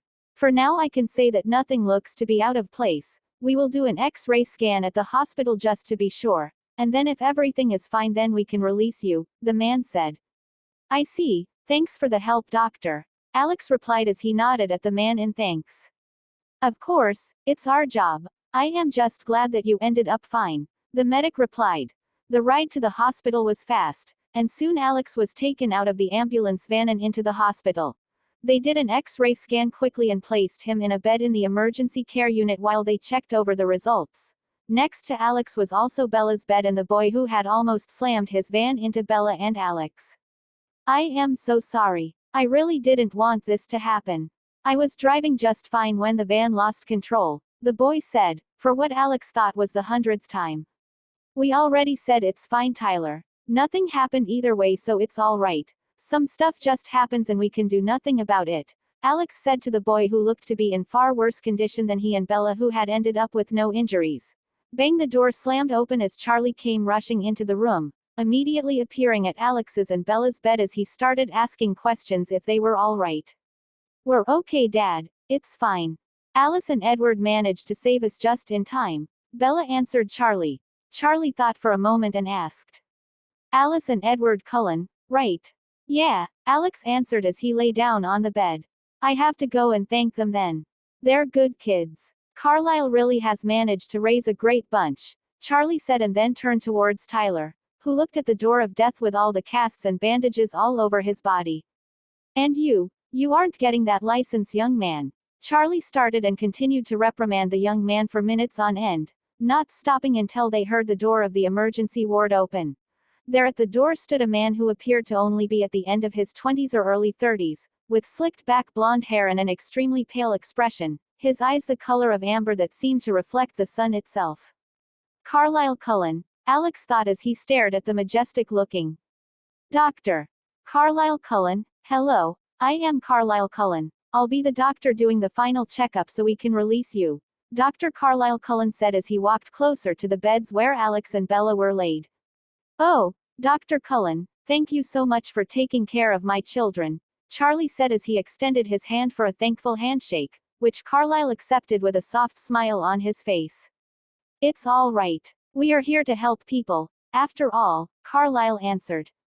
He took out a medical chart and started looking over it. Do you feel any discomfort? Anything at all? Carlisle asked as he turned to face Alex and Bella. No, I feel just fine, Alex said as he shook his head. Carlisle nodded and then pressed a button on top of Bella's and Alex's beds. It showed both of their X-rays. The X-rays also look good, and no damage seems to have been inflicted, Carlisle said as he checked another square on his medical chart. Turning to face Bella only this time, Carlisle headed to the side of her bed and asked her. May I? Bella nodded as she gave permission, and Carlisle touched the back part of her head. Once releasing a short breath of air, Bella winced as she closed her eyes from the sharp pain. Is something wrong? Is she hurt? Charlie immediately jumped up at Bella's reaction. Carlisle just shook his head at Charlie and answered the anxious man, easing his worries. No, she's fine. Because she hit her head when she fell on the ground. It's a little tender and will hurt if touched for a few days, but it doesn't need any medication and should heal by itself. Of course, if the pain is unbearable then you can take a Tylenol, Carlisle said as he explained what had been the cause of the pain to Charlie and Bella. No, I'm fine. It doesn't really hurt unless I touch it, Bella said from the bed. Carlyle just nodded as he wrote something else on his medical chart and then lifted his head up to face the Swan family. Well, you can leave the hospital anytime you want. You're both fine, thankfully, Carlyle said as he smiled at them. Thank you, doctor. Both Alex and Charlie thanked the man for his work. What about Edward? Is he fine? Bella asked instead as she faced the doctor. Edward is fine, Miss Bella. He didn't have any injuries, so he was cleared earlier. He's outside the hospital right now, heading back to school, Carlyle said as he nodded toward Bella. Do we have to go to school? Alex asked Carlyle. No, I would suggest that you two take today off, Carlyle said to both them and Charlie. I'll make sure they get a good rest at home, Charlie said as he nodded at Carlyle, showing his determination to follow the doctor's instructions. But Edward was with us, and he's able to go to school. Bella was about to continue complaining but was interrupted by a new voice. That's because someone has to tell the school that you guys are okay, the voice said. Turning towards it, Alex saw who it was. Alice Cullen in all her pixie galore. Carlyle nodded as he released a small, quiet laugh and then told Alex and Bella. Well, the small part of the school that's left there, almost everyone is waiting outside the hospital, Carlyle said with a small smile. Alex just looked at him for a moment and then released a dramatic sigh. Sigh, do I really have to leave here? Alex said as he laid his head back on the pillow. You can stay the night in the hospital today if you want to, Carlyle said as he turned to face Alex. No, I'll just have to bear through it. Thanks for the offer however, doctor, Alex said as he closed his eyes for a moment and then got up from the bed. Where can I find my clothes? Alex asked as he looked at the patient gown that he had been asked to wear before he did his X-ray scan. They should all be in the small box next to your bed. You can go to the room's bathroom to change, Carlyle said as he pointed at the small cardboard box. Alex nodded and mumbled a thanks as he took the box and headed into the bathroom. It didn't take long for Alex to finish dressing up and for Bella to get her turn. Once both of them were back in their own clothes, they turned to Carlyle, who had been talking with Charlie while they waited for them, and expressed their thanks once more to the gorgeous doctor. Thank you for the help, doctor, both Alex and Bella said as they nodded towards Carlyle. As I said before, it was nothing, merely a part of my job, and you two are my kids' friends, so, of course, I would help, Carlyle said as he gave the two of them a closed-eyed smile that seemed to radiate kindness. They said goodbye and started heading out when Alex felt a hand press on his shoulder. Could we talk for a bit, Alex? Alice said as she held his shoulder. Turning towards Carlyle, he saw the man nod at him, expressing his desire to talk with him as well. All right, one moment, Alex said as he turned to Charlie and Bella. Hey, could you wait for me in the car for a few minutes? I wanna have a chat and thank Alice for helping me out, Alex said to Charlie and Bella, who nodded and headed off, leaving Alex in a room with Alice, Carlyle, and Tyler. How about we go to my office? Carlyle asked. Alice and Alex nodded and started following the man. Supernatural reveal: the walk to Carlyle's office was silent, the only sound reverberating through the hallway being their steps as they walked. The walk, however, was short. It only took them a minute to arrive at the office. Heading inside, Alex saw what looked like a generic doctor's office with some clear glass drawers filled with medical archives and a desk at the end of the room. There was also a white bed on the right side of the room if anyone came, especially for an appointment with Dr. Carlyle. Closing the door behind them, Carlyle headed towards his chair and motioned for Alice to sit on a small round chair while Alex sat on the white bed. Now then, I'm sure we have a lot to talk about, Alex, especially after what happened yesterday and this morning, Carlyle said as he turned to face Alex. We sure do, though I'm unsure how to ease us into this conversation, Alex said as he faced Carlyle, who still kept that soft smile on his face. Alice, meanwhile, clearly showed signs of being anxious and was fidgeting on the chair. Well, we can just skip all the easing into it if you want. From what I and my family have observed, you do know about what we are, correct? Carlyle said as he interlocked his hands on the wooden table in front of him. Alex nodded slowly and replied to the man. Yes, I know what you guys are, vampires, Alex said as he pointed with his head to Alice. Alice's breath seemed to almost freeze for a moment until it restarted once more. Even the calm Carlyle's eyes seemed to focus more. Alex felt like they did, at least, though the outward change to his gaze was minimal at best.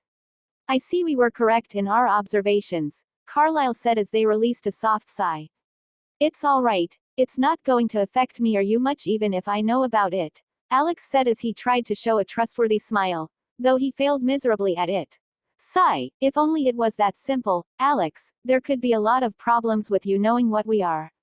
While we know that you aren't exactly normal either, with you being able to lock your mind against telepaths at will, you still seem like a human. And humans should never know the existence of vampires, Carlyle said as he faced Alex. His expression was serious as he told Alex. There are vampires in this world that will kill you and everyone you care for if they knew about you. Knowing they exist, Alex, Carlyle said as he tried to show Alex the importance of the situation at hand. That's right, Alex. We won't do anything against you. We don't even drink human blood like other vampires, but it's still a problem, Alice interjected. Alex stood there for a moment and then huffed out a puff of air and took a deep breath. Well, that entire problem really doesn't exist, Doctor, Alex said, turning to Alice and continuing. Alice and Carlyle's expressions turned mildly confused as they stared at Alex, waiting for an explanation. While I can just tell you, I think it's better that you see for yourself. It would be easier to show than to explain, Alex said and then turned to look around the room. There aren't any cameras in the room, right? Alex asked. No, there's no cameras in my office. You can rest easy, Carlyle replied. All right, let's just do this then, Alex said as he nodded more so to affirm his own mind. Closing his eyes for but a split second and opening them again, Alex looked directly into Carlyle's own amber eyes. The pitch-black eyes slowly started to change, and then the speed of what could even be called a mutation started ramping up quickly. In only a few moments, the eyes turned crimson red, their pupils sharp and narrow like a cat. This, Alice said out loud to her surprise as she stood up from the chair, causing it to make a screeching sound as it went backward. I see we knew less than we thought about you, Alex, Carlyle said as he stared at Alex's new crimson eyes. Though his tone appeared calm as a lake, it had an undeniable undertone of surprise and bewilderment. Alex simply nodded to Carlyle's statement as he stared at the man in silence. Sit down, Alice, Carlyle said as he turned to his daughter. Right, sorry, Alice said as she sat back down. You aren't a vampire, are you? Vampires can't really hide the color of your eyes like you just did. We could, at most, use colored contact lenses, Carlyle asked. Alex shook his head and answered the question. No, I am a vampire, though I could be called a different race of vampire from you guys. I'm more similar to a traditional folklore vampire, though I have none of the weaknesses usually described in media and books, Alex said. Carlyle stood silent for a moment. He ingested every word Alex said as he tried to compute the situation, which had turned a complete 180 from what he thought the course of it was going to go.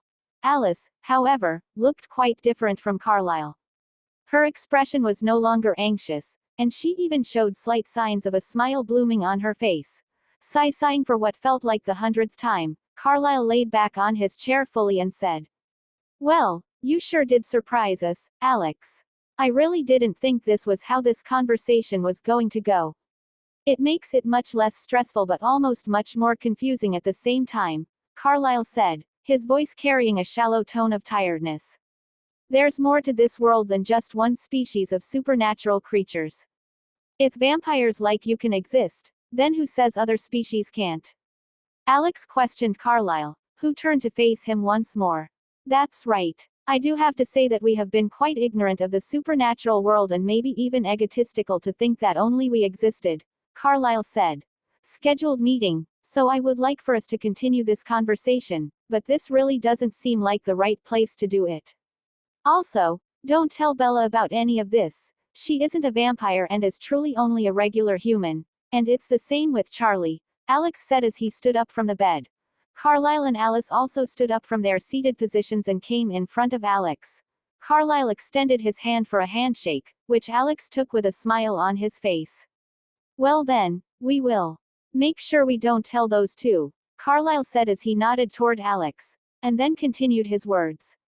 I would like to invite you to our house tomorrow after school. The kids can take you in their car. Carlisle said as he offered his invitation to Alex. Alex nodded as he replied to the man.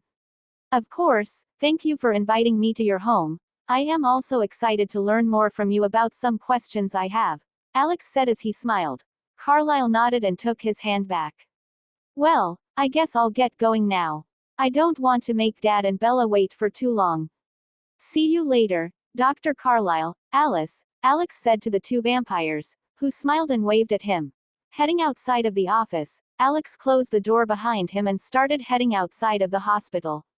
That sure was nerve-wracking, though it went much better than what my overthinking mind had imagined. I thought they would be much more hostile, but it seems like they're just as nice as they were portrayed to be in the books, Alex thought as he showed a slightly relieved smile on his face. The walk to the parking lot was short, and Alex soon arrived at the old truck. Bella was inside the truck while Charlie had parked his police car next to it. Charlie, who had yet to enter the car as he waited for Alex, walked towards him as soon as his eyes landed on Alex. Are you all right? Did the doctor say anything was wrong? Charlie asked, though he knew that Carlisle would have told him if something was wrong with his boy. Alex shook his head and answered Charlie with a smile. It was nothing, Dad. I just wanted to thank Alice for saving me from the van. I might not have even been here if she hadn't come at the right time, so I thought she deserved a heartfelt thank you, Alex said. Releasing a slow sigh, Charlie nodded as he said to Alex. I'm so glad that you and Bella are all right. I don't know what I would have done if something had happened to you guys. How would I even explain this to your mother? Charlie said as he patted Alex's back. Alex froze for a moment and then mechanically turned his head towards Charlie. You didn't tell Mom, right? Alex asked slowly. I had to, Alex. She has the right to know when an accident happens to her own children, Charlie said. He then stopped for a moment as if he remembered something and turned to Alex. Oh right, she told me to tell you guys to call her as soon as you came back home, Charlie said. Alex felt a wave of tiredness wash over him like a tsunami instantly. She's going to freak out for about an hour on the phone while I try to tell her that nothing happened. If she gets suspicious and doesn't believe me, then she could also just straight up come here, and I really don't want to deal with that right now with all the vampire stuff that's going to happen soon, Alex thought as he released a slow sigh. All right, thanks for telling me. I'll go drive the truck since Bella's head still hurts a little, Alex said as he nodded toward the old truck.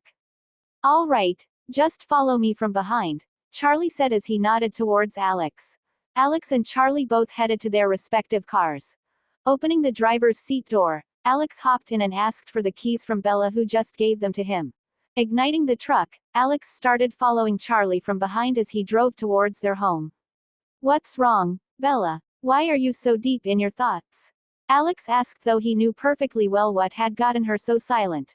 Bella didn't answer for a moment and then shook her head as if what she was thinking couldn't be it.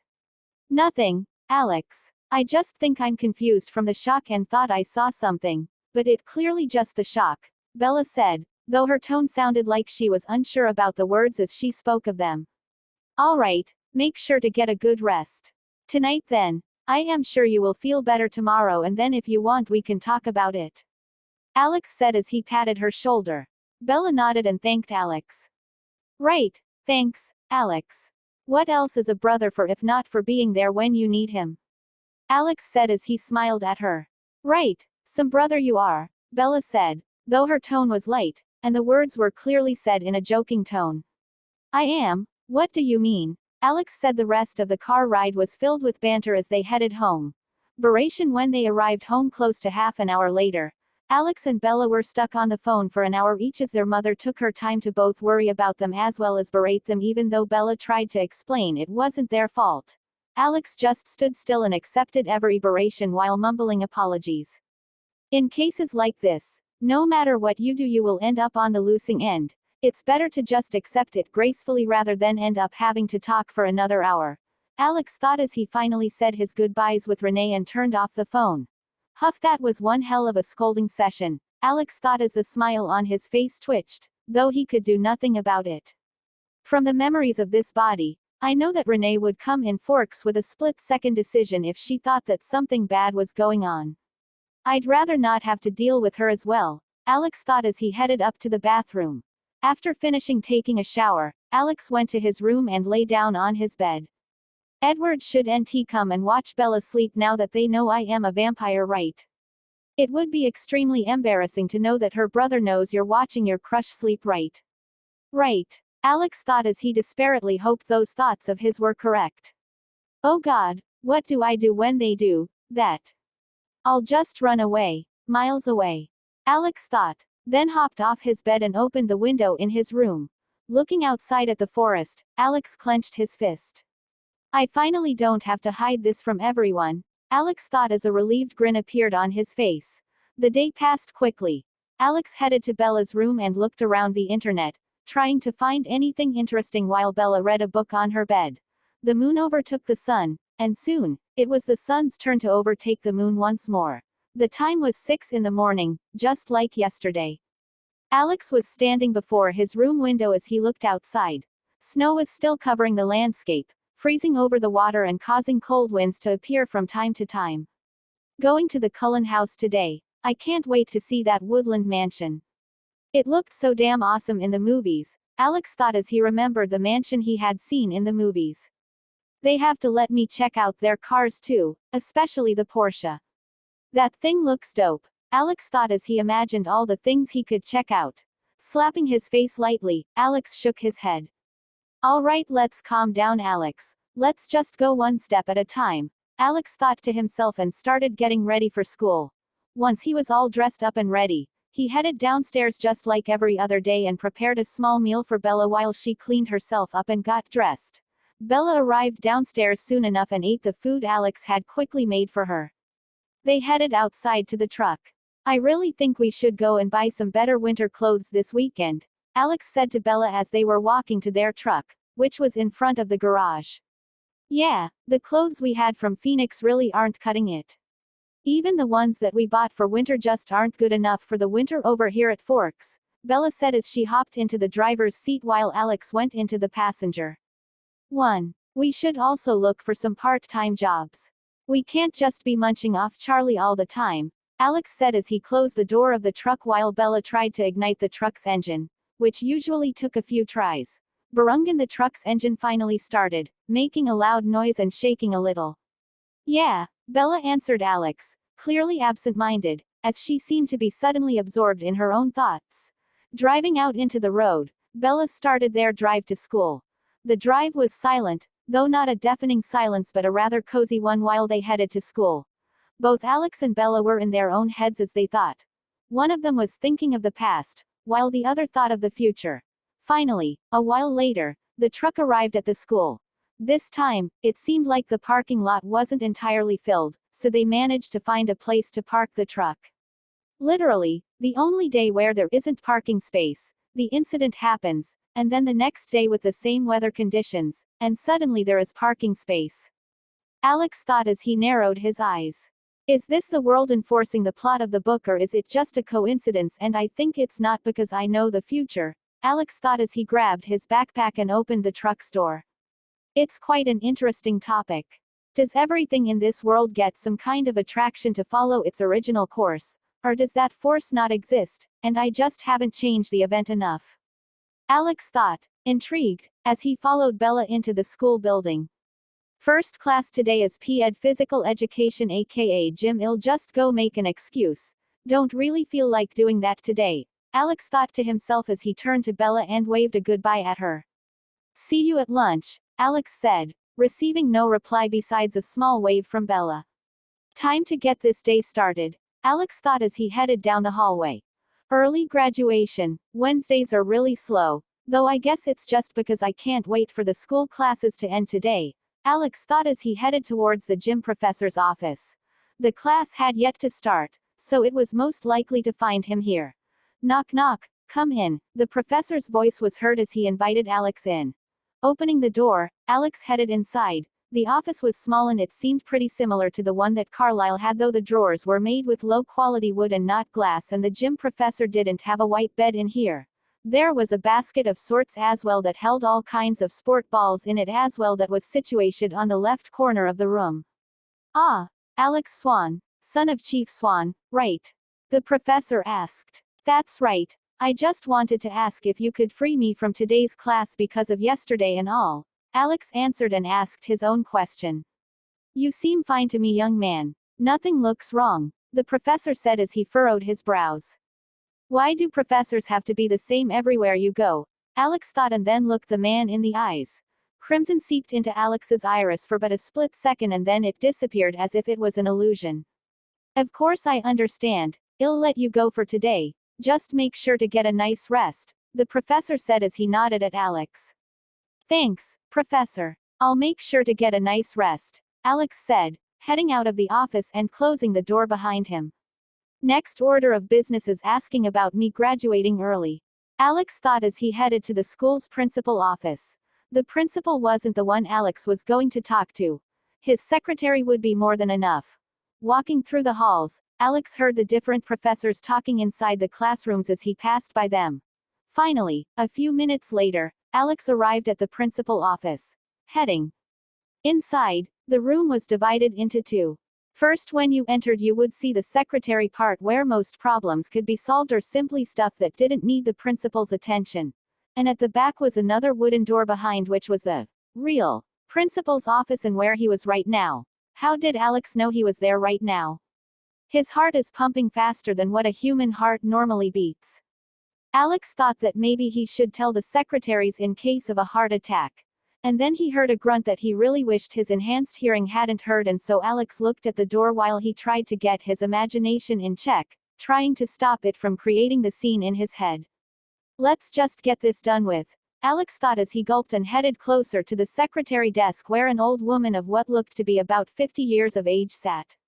Hello, I'd like to ask some questions, Alex said as he tried to get the woman's attention. The woman raised her head quickly, looking surprised for a moment, and then her expression softened as she nodded. Ah yes, you can ask any question you want, young man. I'll try my best to help you out, the old woman said as she nodded towards Alex, urging him to go on.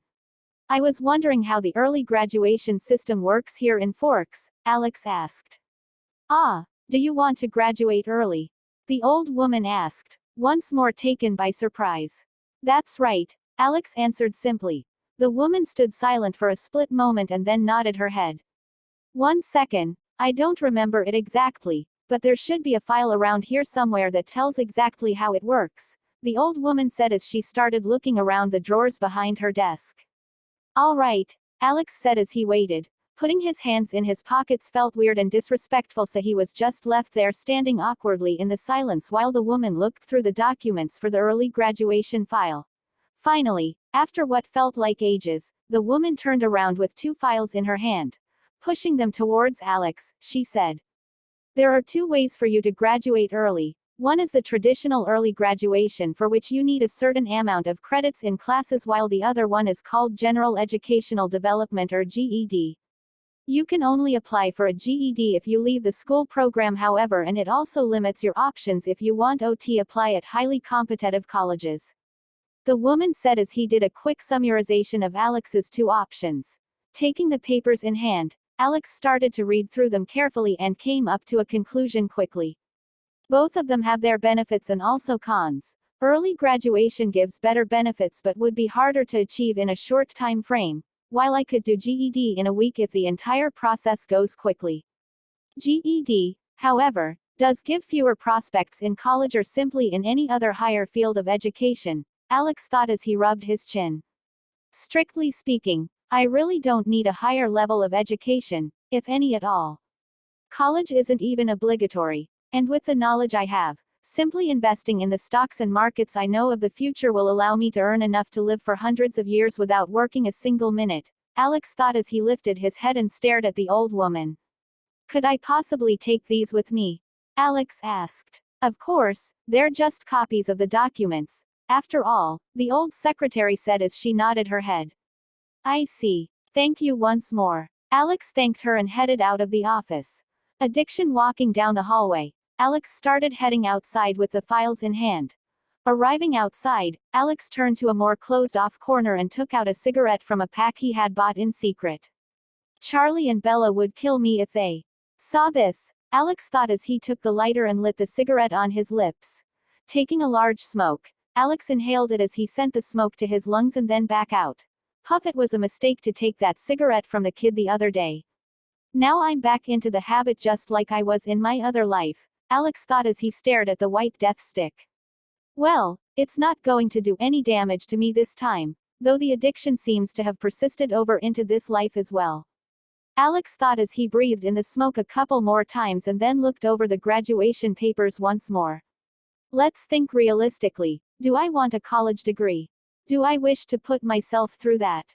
Alex thought to himself for a few minutes until he finally came to a decision.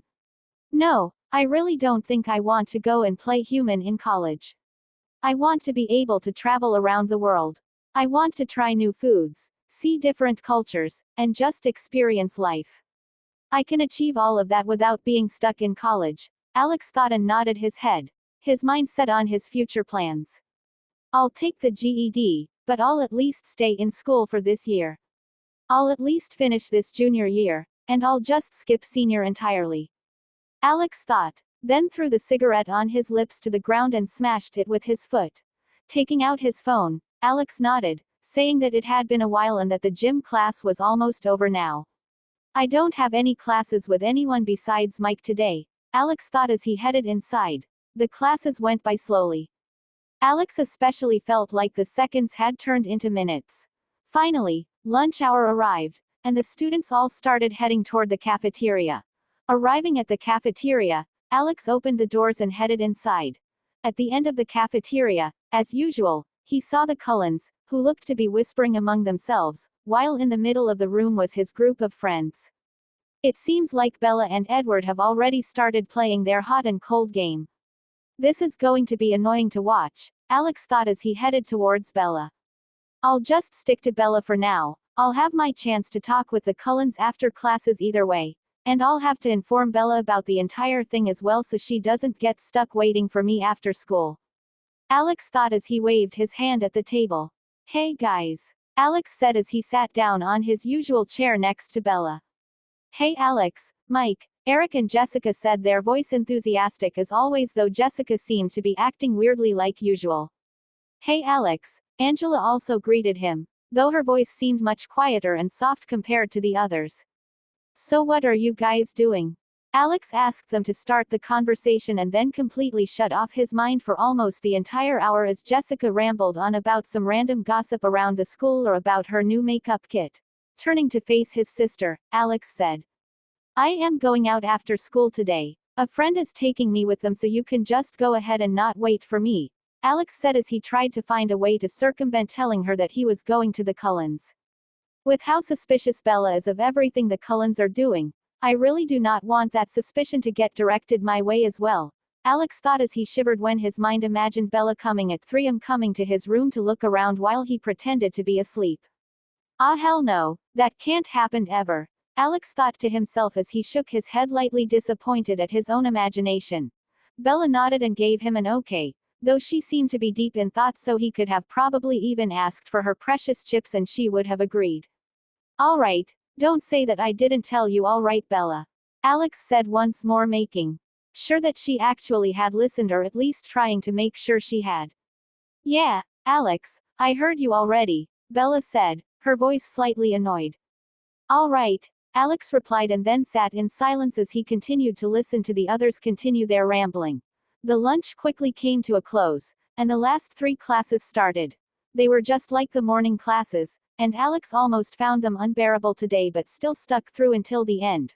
Ring, the final bell of the day rang. Alex got up from his chair quickly and started packing his books into his backpack. Slugging his backpack over his shoulder, Alex headed outside the classroom and walked through the school hallways quickly. He tried to get to the parking lot as quickly as possible.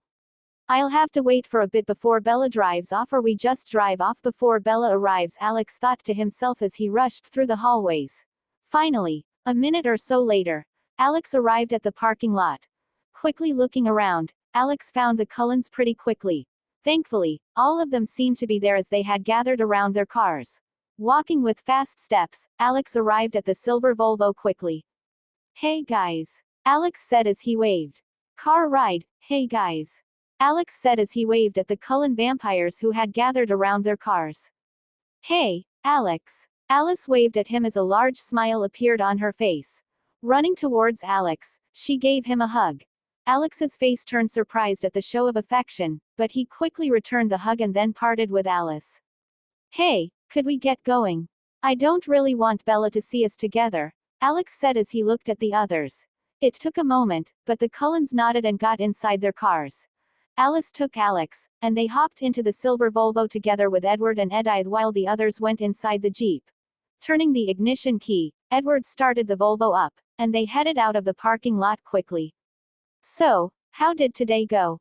Alex said as he tried to break the icy atmosphere in the car. Edward and Edith didn't answer him at all, unlike someone who started ranting about her entire day. Alice turned to Alex and started talking about how the classes were so boring today and how she couldn't wait to show him around their house. You will love it, Alex, and now that we both know we are vampires, we can even go around hunting animals, and you can even join us to play baseball, Alice said as she could barely get the words out with how fast she was talking. Alex had to raise his head at one point to stop her. Okay, we can do whatever you have planned, Alice. Just please calm down a little, I'm not going to go anywhere. Alex said as he looked at the pixie. Ah, sorry, I get too excited sometimes, Alice replied as she turned to look back forwards. No, it's fine. I love how you are so carefree and are able to connect and talk to anyone. Alex said as he tried to lift up her mood. Even I'm not as scatterbrained as she is, though, and that's an achievement if I have ever seen one, Alex thought as he looked down at the short pixie haircut vampire. It feels weird to be next to people so otherworldly sometimes. Even just 2 weeks ago I could have never imagined I would be in a car with real vampires, Alex thought as he turned to look out of the car window. So you were a vampire all along? Edith asked as she turned her head to look at the back seats where Alex and Alice were seated. Edith's question seemed to cause both Alice and Edward's heads to perk up a little. Clearly, both of them were also interested in the question. That's right. I am sure Jasper could have noticed that his bloodthirst doesn't really go off around me, does it? Alex answered as he turned his head to look at Edith. Alice turned to face Alex, and she nodded her head. Quickly. That's right. Jasper did tell me about how he didn't mind being around you. I guess that makes sense now that we know you are a vampire. Alice said. It would make sense. My blood should essentially be poison to you, Alex said as he nodded at Alice. Edith then asked another question. How is your heart still beating? Do you fake it? Edith asked as her brows furrowed in confusion. Alex shook his head. I'm not faking it. It's real. As I have told Dr. Carlyle, my race of vampires is vastly different from yours. An example would be that I don't have the stone-hard skin like you do. My regeneration, however, is much, much higher than yours, Alex said as he touched Alice's hand for a moment so as to showcase the stone skin and then pressed on his own arm. I see, Edith said slowly as she nodded and turned back around. No, you don't see at all. You're probably even more confused than before you asked the questions, Alex thought. Let's leave all the questions for when everyone is together, however, I don't really want to repeat myself 100 times. And I also have some questions about your race I'd like to ask Carlyle, Alex said as he turned to look outside the window once more. Outside the car, they were now driving in the middle of a forest, with trees surrounding both sides of the road. The trees look hundreds of years old as they were so large that they could cover even the sky, causing a large shadow to appear on the road. This place really is the best for vampires, Alex mumbled to himself as he looked at the large forest. That's right. There's almost no sun the entire year, and the forests have enough animal life to keep us fed, Alice answered as he came closer to Alex, looking out of the window together with him. Alex nodded and kept looking into the forest as they passed by. His enhanced senses included incredible eyesight. Alex wasn't just able to see far away clearly. Even his motion sight had increased. What motion sight meant was the ability to see moving objects clearly as if they were staying in one place.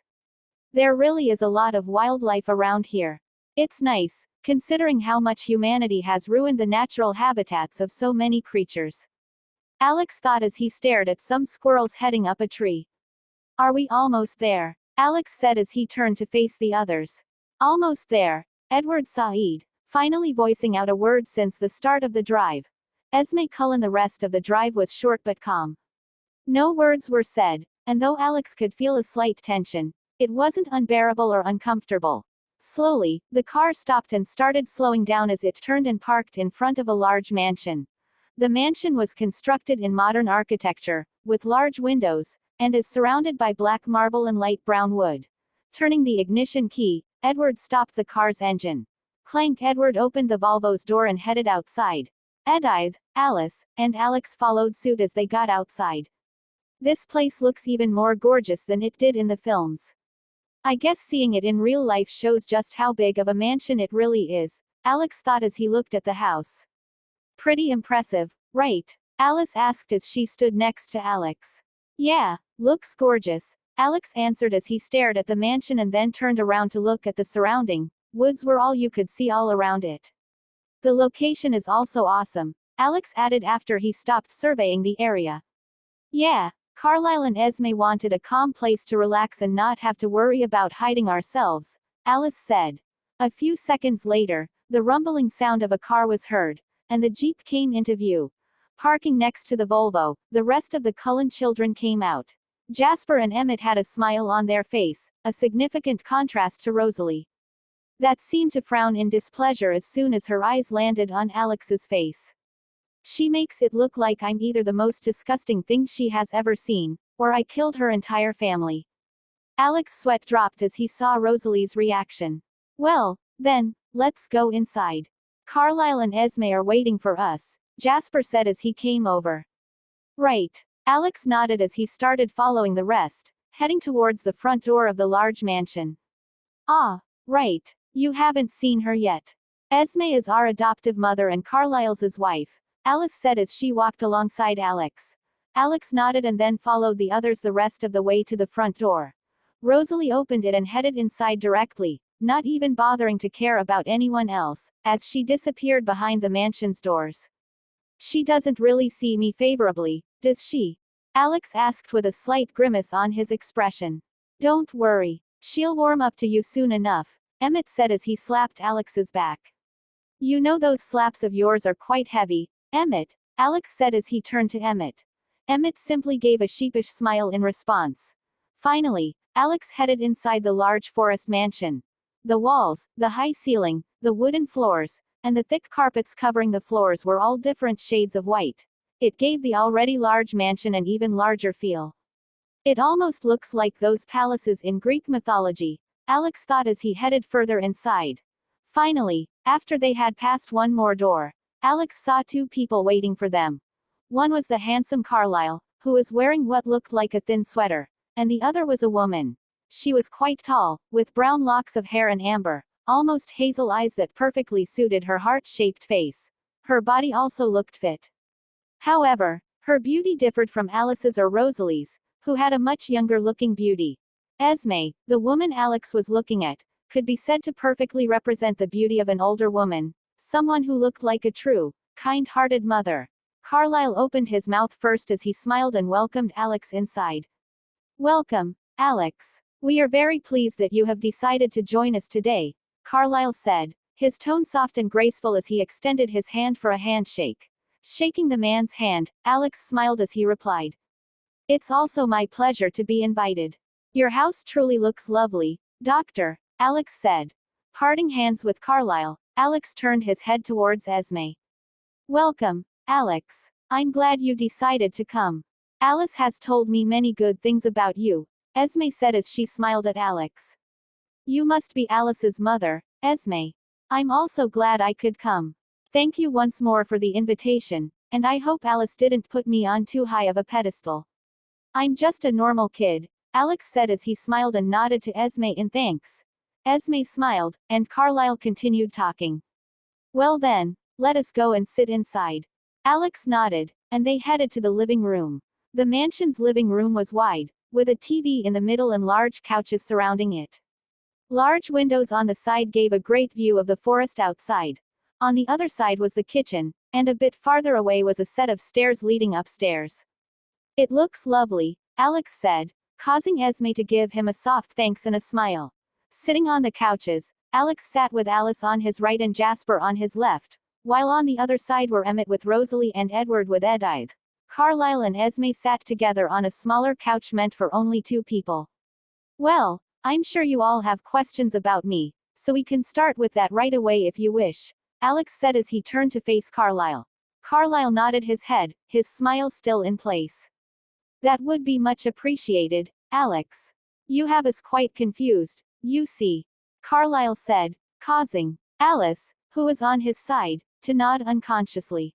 Well then, how about I start with what exactly I am, Alex said. What are you? Well then, how about I start with what exactly I am, Alex said as he looked at the Cullens surrounding him. Carlisle nodded. First of all, I am a vampire, Alex said as he closed his eyes and opened them again. Unlike when he first closed them, however, his eyes had turned crimson. The change caused the others to shift in their positions. Clearly, the tension in the room rose. Very interesting, your eyes that is, Carlisle said as he rubbed his chin. What do you mean? Alex asked as he faced the man. Our type of vampire only gets red eyes when we drink human blood, though we don't have the slitted pupils like you seem to have. If we don't drink human blood, they turn into an amber color like ours are, Carlisle said as he explained to Alex. I know that already, Alex thought, but nodded either way. Basically, I am close to what the old folklore describes vampires as. Of course, all of the side effects are simply bullshit that humans have created. Like not being able to enter a house without being invited, Alex said as he turned his eyes back to their natural color. I see, are there any more of your kind? Carlisle asked, his curiosity piqued. As far as I know then no, there aren't any others like me, at least I haven't seen any others that are like me, Alex said as he shook his head. How did you become a vampire then? Alice asked from her position beside Alex. If I am frank, then I am unsure as well. What I do know is that it's only me, and neither Bella nor Charlie seems to have the potential to turn like me. They are completely normal humans besides Bella, who has some kind of mental shield, though hers seems to be a worse off version of mine, Alex said as he turned to face Alice. Alice nodded in understanding, though her face clearly still showed her confusion on the matter. Turning back to face the Cullens, Alex continued. First of all, a major difference between us is that I don't have a need for blood. It tastes 100 times better than any other food I eat and could cause an addiction pretty quickly if uncontrolled, but I don't have the physical need for any sustenance, Alex said. His words caused the other vampires in the room to widen their eyes, shocked. That's a joke, right, Alex? Emmett interjected from the side. His face showed just how shocked Alex's words had left him. Alex shook his head, indicating that he wasn't joking at all. No, I really don't have any need to joke around right now, Emmett. Other abilities of mine include high regeneration speeds, immortal life, and super strength and speed, Alex continued, interlocking his fingers as he waited for the Cullens to digest the information he had just given them. A small chuckle left Carlisle as he finally got his bearings back from the shocking information and jokingly said to Alex. Well, aren't your kind just a better version of ours? Carlisle asked jokingly. Alex laughed lightly at the man and then replied. No, I am afraid not. Your bodies are most definitely tougher than mine. As for our strength and speed, I am really unsure about that, and we would have to test that out, Alex said as he faced Carlisle with a smile, relieved that Carlisle's joke seemed to have softened up the tension, if only a little. Either way, that's basically all. I don't really want to cause any trouble for you guys, and I would hope that you didn't cause me any either, and we could hold an amicable relationship, Alex said as he looked at Carlisle, then the other Cullens around him. Carlisle nodded almost immediately as he smiled at Alex. Of course, Alex, we very much appreciate the fact that you came here and talked this out with us even though you had no obligation to do so, Carlisle said. Esme got up on her feet and headed towards the kitchen. I'll get us something to drink. Would you mind animal blood, as that's all we have around, Esme said as she smiled at Alex from the kitchen. It's all right, that works just fine, Alex answered as he nodded, showing his thanks. That whole fire at downtown Forks, was that you? Finally, for the first time since he had met her, Alex heard Rosalie talk to him. Her words caused Alex to freeze for a moment. Sigh, unclenching his muscles that had reflexively tightened, Alex released a sigh and nodded. His confirmation seemed to make Rosalie's brows furrow even further. We don't need some uncontrollable vampire around here, Rosalie said, her voice jaded and thorny as she looked at Alex with a venomous gaze. I shouldn't have done that, but it wasn't as if I harmed some innocent people, Alex said as he looked at Rosalie. This time his eyes had changed, they weren't the same soft ones that usually adorned Alex's face. His eyes held a sharp intent as he looked directly at Rosalie's equally thorny gaze.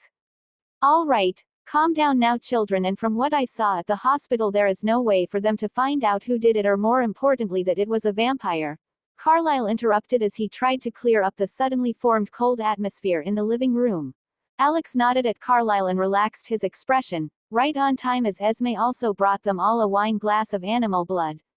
This is from a deer up in the mountains. We use a solution that keeps the blood fresh and drinkable, Esme said as she sat down next to Carlyle once more. Alex nodded as he raised his glass to the others in the room. I want to give you all my heartfelt thanks for accepting me in your house, and I hope that we can continue on with a great relationship between us even in the future, Alex said.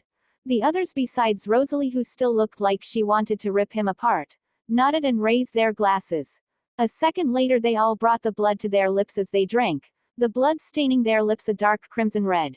Alice's painting gulping the blood down his throat. Alex felt the same exhilarating taste, though it was much more muted than when he drank human blood.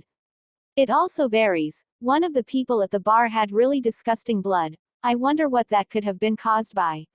Maybe drugs or an overuse of alcohol, Alex thought as she swirled the remaining blood in his wine glass and then gulped the entire thing down. Lifting his eyes, he saw the Cullens were looking at him once more. What's wrong? Did I do something? Alex asked as he looked at them confused. No, it's still a bit of a shock to see you drink blood is all, Jasper said as he nodded at Alex. Right, I guess it might still be a bit of a shocker knowing the fact that I am a vampire, Alex said as he nodded. Aren't you shocked about us? Alice asked as she faced Alex. Alex shook his head and answered. Not really, you all smelled different, not human since the first time I saw you guys. So I wasn't really that surprised when I found out you guys were vampires, Alex said as he turned to face Alice, who nodded at the answer she had been given. Well then, you guys can do whatever you want. How about you come with me and I show you my room, Alex? Alice asked as she faced him. Alex, who was also looking in her direction, stopped as he thought for a moment and then turned to look at the others, asking permission from Carlyle first. You can do whatever, Alex. You're a friend of Alice, Jasper, Emmett, and Edith. That's almost the entire family, Carlyle said as he nodded toward Alex, giving his permission. Turning around once more, Alex nodded at Alice. Yeah, sure, it would be pretty interesting to see what your room looks like, Alex said as he and Alice got up on their feet. Heading up the wooden stairs, the two vampires arrived at the second story pretty quickly. The second story of the mansion was quite similar to the first one. White walls and ceilings surrounded him. Alex could see the doors leading to each of the Cullens' rooms. They were all white with what looked like an old French palace look.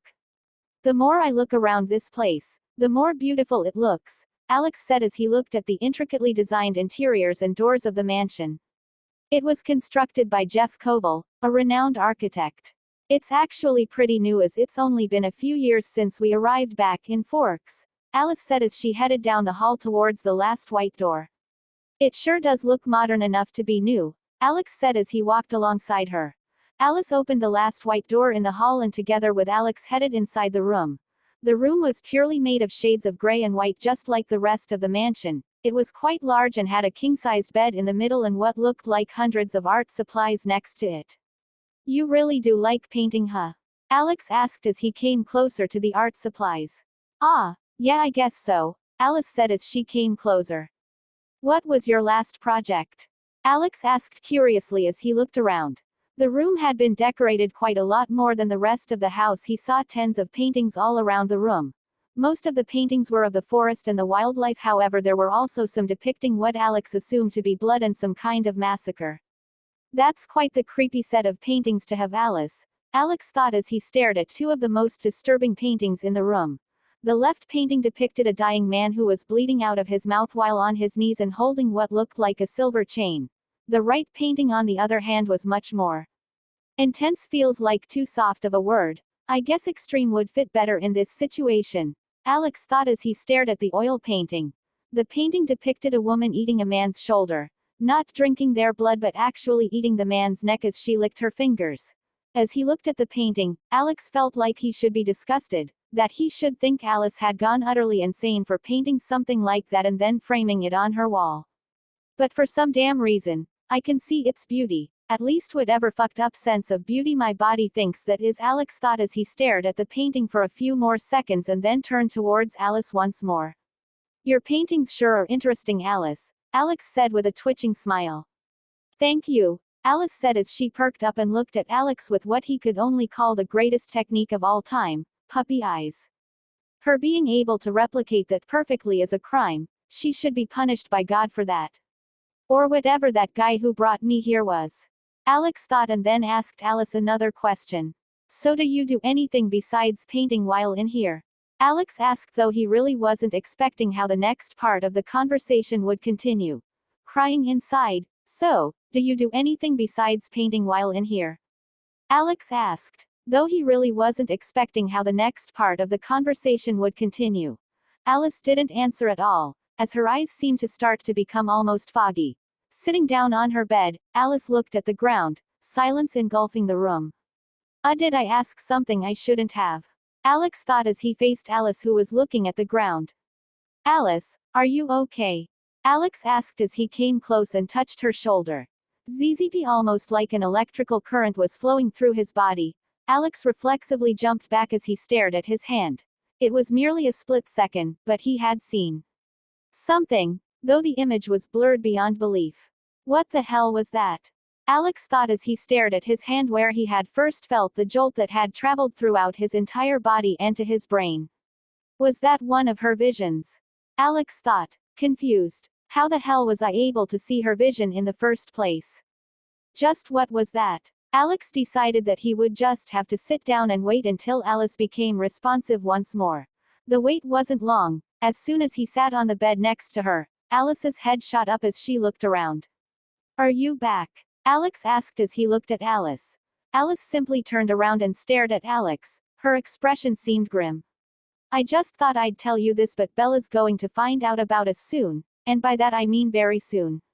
Alice said. Her voice seemed to carry a downtrodden tone. Alex simply stared at her for a moment and then nodded his head. That's all right. Edward is her mate, isn't he? Alex asked as he faced the pixie of a woman. Alex, in return, simply opened her mouth and stared in shock. How did you know? Alice asked as she stared at Alex. It's simple really. I don't think someone goes head over heels for someone like she has for Edward. At least I don't think normal love starts like that, Alex said as he sat next to Alice and looked around the room. So, back to my earlier question, do you do anything else besides paint in here? Alex asked. Alice nodded as her expression immediately turned into a large smile. At first Alex even thought she was vibrating from excitement as he stared at her almost jump up from the bed and head to the right side of the room. Alice headed to a white door and turned to Alex as she beckoned for him with her index finger. Damn, is that hot? Alex thought suddenly, only to shake his head. Don't think like that. Bad stuff grows if I think like that, Alex thought as he tried to take his mind off his lower body parts. Following Alice, Alex came in front of the large white door. Alice smiled a mischievous smile as she mumbled. We are going to have the best of times, Alice mumbled as she opened the door. Inside was another large room with what looked like hundreds upon hundreds of clothes. Alex just stood still as he looked at the enormous closet and the immense number of clothes.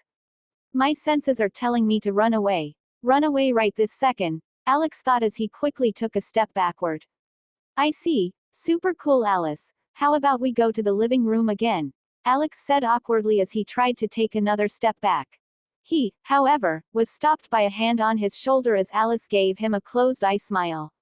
No, I want to show you what I have in my closet. You wouldn't simply leave me here, right? Alice asked. I'm really considering it, Alice, Alex thought as he slowly shook his head. I am not wearing anything. Nothing at all, understood, Alex said as he faced the woman who currently looked like the devil in his eyes. Of course, I wouldn't ever force you, Alex. We are best friends and I would never do that, Alice said as she pushed Alex inside the closet. Time started to pass. Half an hour. An hour and a half. 2 hours. Finally the door of the closet opened up. Out came Alice with a large smile on her face, looking like she had the best day of her life. Walking behind her was Alex. His expression was almost hollow as he looked to be on the verge of death. Never again. I am never going into Alice's room. I was wrong. She isn't a pixie, she's a vixen. A fox, I tell you, Alex thought as he came out of the closet and closed its doors behind him. Those pictures will never see the light of day, Alice. Never, Alex said, his voice grave as he looked at the smiling fox next to him. Alice turned to face him as she nodded, her expression serious. Of course. Alex. Did you really think I would let anyone else land their eyes on these masterpieces? Alice asked, her voice serious. Alex simply stood there and looked at the picture Alice had called a masterpiece. I really should have thought better than to wish I was beautiful. Why the hell do I look like a damn ladyboy when I wear those hellish dresses? I have abs. God damn it. Alex thought as he felt himself cry inside. Right. Just making sure. Alex answered slowly and then turned to the door leading outside the room. I think I might have to go now. Don't want to make Bella and Charlie too concerned. Alex said. All right, I can give you a ride. Alice said as she nodded and walked towards the door leading into the hall together with Alex. Portia walking down the stairs, Alice by his side. Alex gave the mansion one more look and then turned his head back. Looking forward, he saw that every Cullen besides Rosalie was waiting at the door. You guys didn't need to all get up to send me off, Alex said as he sweated. Carlisle shook his head as he gave a smile. Esme said as she came and hugged Alex. How could we not send you off, Alex? Your presence was truly pleasant, and I hope you come by many times in the future as well. Our house will always be open to you, Esme said as she parted from the hug. Alex smiled awkwardly and nodded. Thank you. I also had a great time, and your hospitality was great, Alex said, a bit caught off guard, not really knowing how to respond. Esme just gave another warm smile as she gave way for the others to give their goodbyes. Emmett and Jasper came together as Emmett patted Alex's shoulder, or maybe he should call it a slam instead of a pat, while Jasper simply shook Alex's hand. As Esme said, you will always be welcome amongst us, Alex. Or maybe I should call you homie, Jasper said with a small smile. Thanks, Jasper, Emmett, Alex said and headed forwards. At the end of the line were two other Cullens who had yet to give their parting words to Alex. Edward and Edith. Edward simply nodded his head while Edith came close and said to Alex that she looked quite uncomfortable while saying the words. Hey, I'm sorry about the cafeteria thing the other day. I was holding his hand up. Alex interrupted her. It's fine, Edith. If it was for the security of my family, then I would do everything to protect them. Anything, so what you did was justified, Alex said as he patted her shoulder and gave her a smile. Edith stopped for a moment and then revealed her own bright though slight smile and nodded her head. Thanks, Alex, and just as the others said, you can come anytime. Maybe I can show you the rest of the house next time. Edith asked. Suddenly, Alex felt someone appear right beside him. Turning around, he saw that it was Alice who was looking at Edith right in the eyes. Her expression looked unnatural. It was as if she had no emotions at all. It only showed for a split second, however, as Alice turned back to her cheery self and faced Alex. Should we go now then? Alice asked, acting just like the bundle of joy she usually was. Yeah, let's go, Alex said and then turned around, gave the other Cullens one final wave, and headed outside of the mansion. Edith was left speechless as she stood in place. Jasper came next to her and gave her a side hug. Yeah, I don't think I should get anywhere near Alex until they figure themselves out first, Edith said with an awkward smile on her face. Jasper, who was on her side, nodded as he smiled. They really are so similar sometimes, though, Jasper said as he watched Alex and Alice head towards the garage. Edith nodded as she hugged Jasper's side as well. In front of the mansion's garage, which in comparison to the one Charlie had looked massive, Alex was helping Alice lift the garage door up. Shouldn't this be automatic or done with a remote? Alex asked as he pushed the thing up. It is, but I think it broke last week when Emmett accidentally hit it or something, Alice said as she mumbled a small thanks to Alex for lifting the thing. Must be nice being tall and all, Alice said as she headed towards a yellow car. We're taking the Porsche, Alex asked, startled. Yeah, that's my car. The Volvo is Edward's, and the Jeep is Emmett's car, Alice said as she unlocked the car. Gulp, that's a 911 turbo with 480 horsepower. That baby is so damned cool, Alex thought as stars practically appeared in his eyes while staring at the yellow beast. Alice smiled as she looked at him and then threw something over. Give it a drive, Alice said. Catching the thing she had thrown, Alex opened his palm to see a pair of Porsche keys. You wouldn't mind? Alex asked, surprised as he lifted his head to look at the vixen. Alice released a small giggle as she shook her head. No, Alex, it's just a car and I can buy another one whenever I want, even if you crash it. And at the end of the day, neither of us would even get harmed if we crashed this thing, so just drive it to your heart's content, Alice said as she hopped into the passenger seat. Alex stood still for a moment, and then a large grin appeared on his face. Well, don't mind if I do then, Alex said as he jumped into the driver's seat and closed the door behind him.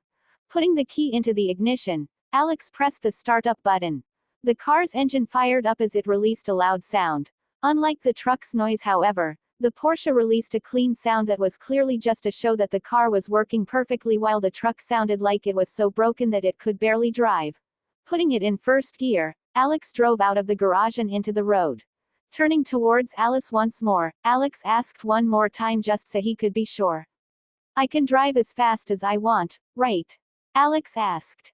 Alice turned to face him and showed a mischievous smile. As long as the police don't catch you, that is. Alex copied her expression as the grin on his face widened and hit floored the gas pedal. Stab! The Porsche took off as soon as Alex floored the gas pedal. Its speed increased quickly as Alex drove down the forest path. This is awesome, Alex said out loud as he drove the car. Even though he was going at what most would consider an insane pace, he was entirely calm. He could still see every little detail of the passing forest. He felt like he was in control of everything around him and the car itself. Alice simply giggled as she stared at Alex. You might want to slow down, though. There's a turn that you won't be able to take at this speed, Alice said, though she seemed and sounded unconcerned about the situation at all, as if she weren't in the car herself. Oh, all right, Alex said as he slowed the car down. It didn't take long, only a few seconds, for the car to go back to normal speeds. The brakes on this are awesome as well, Alex said as he looked at the car's interior more. It's the best version of it. I got every option available when I bought the car, Alice said as she nodded at Alex. Right, are you into cars? Alex said as he took a hard turn. Alice shook her head. I'm not really into cars. I'm more into the adrenaline of driving at high speeds, Alice said and turned to face Alex as she questioned. What about you, Alex? Do you like cars? Alice asked as she stared at Alex's face. I guess I am. I love how the engineering behind them, and I just love the feel of driving a car. I love speed, but I would have fun even just driving at 10 miles an hour, Alex said as he got out of the forested path. Stopping the car, Alex looked to see if anyone was coming in the opposite direction and then took a left and drove into the road. We shouldn't be too far away from my house now, Alex said as they hit the gas pedal once more. Alice simply looked out to the side at the passing road as Alex drove past it. About earlier, when I told you that Bella was going to find out, do you want to know how? Alice asked as she continued staring off into the distance. Alex sat silent for a moment and then nodded his head. Yeah, I'd like that, Alex said as he started slowing the Porsche down once more.